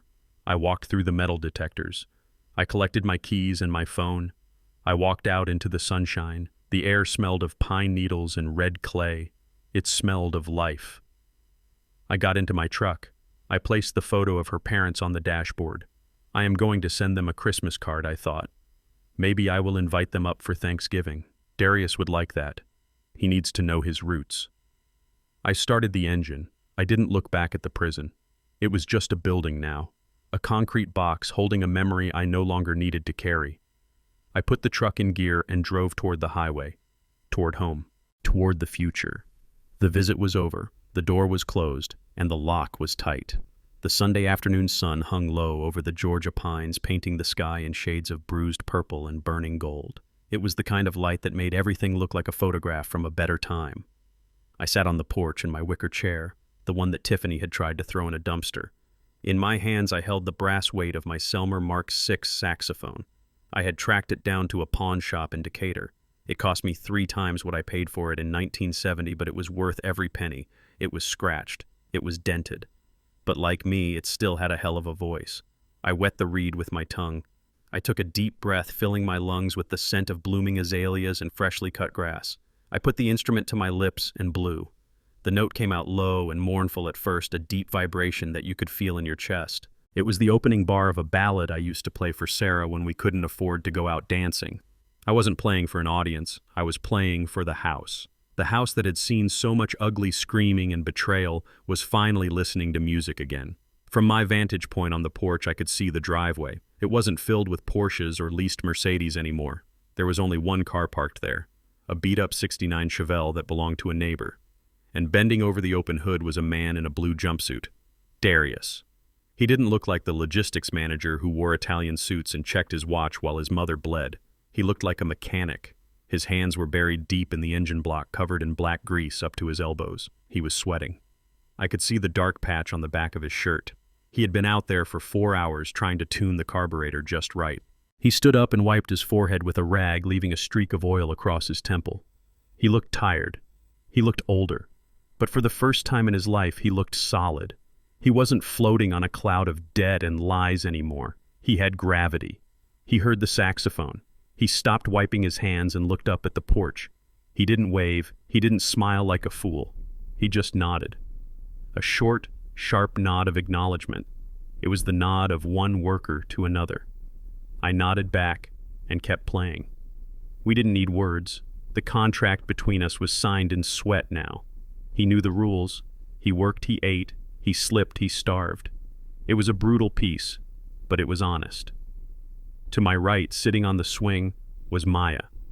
She had a thick medical textbook open on her lap, but she wasn't reading. She was watching a butterfly land on the railing. She looked radiant. The seed money from the trust had allowed her to focus entirely on her studies. She wasn't burdened by the sins of her parents. She was the clean slate. She was the reason I had gone to war. I closed my eyes and let the music take over. My fingers moved over the pearl keys by muscle memory. I thought about the journey. I thought about the smell of bleach at Shady Pines. I thought about the cold handcuffs on my wrists. I thought about the look on Tiffany's face when the judge read the sentence. People think that revenge is sweet. They are wrong. Revenge is sour. It is hard work. It takes a toll on your soul. But justice is sweet. Justice is the feeling of the tumblers in a lock clicking into place. Justice is the world returning to its proper axis. I had spent $150 million to get here. I could have bought a yacht. I could have bought a private island. I could have disappeared. But I didn't want to disappear. I wanted to stay right here in the house I built and watch the weeds get pulled from my garden. I played a high note, letting it sustain and fade into the evening air. The song was over. I lowered the saxophone and rested it on my knee. The silence that followed wasn't empty. It was full of peace. Darius slammed the hood of the Chevelle. He wiped his hands one last time and started walking toward the guest cottage I had built for him behind the garage. He walked with a limp. His back was hurting. Good. Pain reminds you that you are alive. Maya closed her book. She stood up and walked over to me. She kissed me on the forehead. "That was beautiful, Grandpa," she whispered. I patted her hand. "Go inside, baby girl." Mrs. Higgins made peach cobbler. She smiled and went inside, the screen door slamming gently behind her. I was alone on the porch, just me and the ghosts. I looked at the empty chair next to me. I could almost see Sarah sitting there shelling peas, her hands moving fast, her laughter ringing like a bell. "We did it, Sarah," I whispered. "The house is clean. The boy is working. The girl is safe." I felt a breeze touch my face. It felt like forgiveness. But I wasn't just a sentimental old man. I was a guardian, and guardians never truly sleep. I picked up the cloth and started polishing the brass of my saxophone. I wiped away a smudge on the bell. I looked at my reflection in the metal. I saw the wrinkles. I saw the gray hair. I saw the eyes that had seen too much. Some people look at me and see a victim. Some people look at me and see a checkbook. But they don't look close enough. I slowly stood up. I walked to the edge of the porch and leaned against the railing. I looked out at the street where the world was passing by. I looked directly at you. Yes, you. The one watching this story. The one wondering if it is too late to fight back. Listen to me closely. They will try to take what is yours. They will try to silence you. They will try to put you in a corner and wait for you to die. They will count your gray hairs and think you are weak. They will count your slow steps and think you are harmless. Let them think that. Let them get comfortable. Let them sign the papers and drink the champagne. But never forget this. Don't ever underestimate a man just because he is old. Do not mistake silence for weakness, and do not mistake patience for surrender. Because the older the snake, the more time it has had to store its poison, and the deeper the venom sinks. I smiled. A cold, sharp smile. I am Ezekiel Robinson. I am the landlord, and my rent is always due. The lesson. Many believe that blood is thicker than water, but betrayal often cuts deepest from those closest to us. My journey wasn't just about reclaiming a house or flaunting millions. It was about reclaiming dignity. Money acts as a magnifying glass. It doesn't change people. It merely reveals who they truly are. For my son and his wife, it revealed greed and rot. For me, it revealed resilience. Remember this, respect is not an inheritance you are owed, it is a debt you must pay every single day. If you bankrupt that trust, don't expect a bailout from the ones you discarded. If this story ignited a fire in you, then hit that like button and subscribe. Don't let the algorithm hide the truth. Tell me in the comments below, have you ever had to teach a family member a brutal lesson? In respect, I read every single comment. Until next time, stay sharp and watch your back.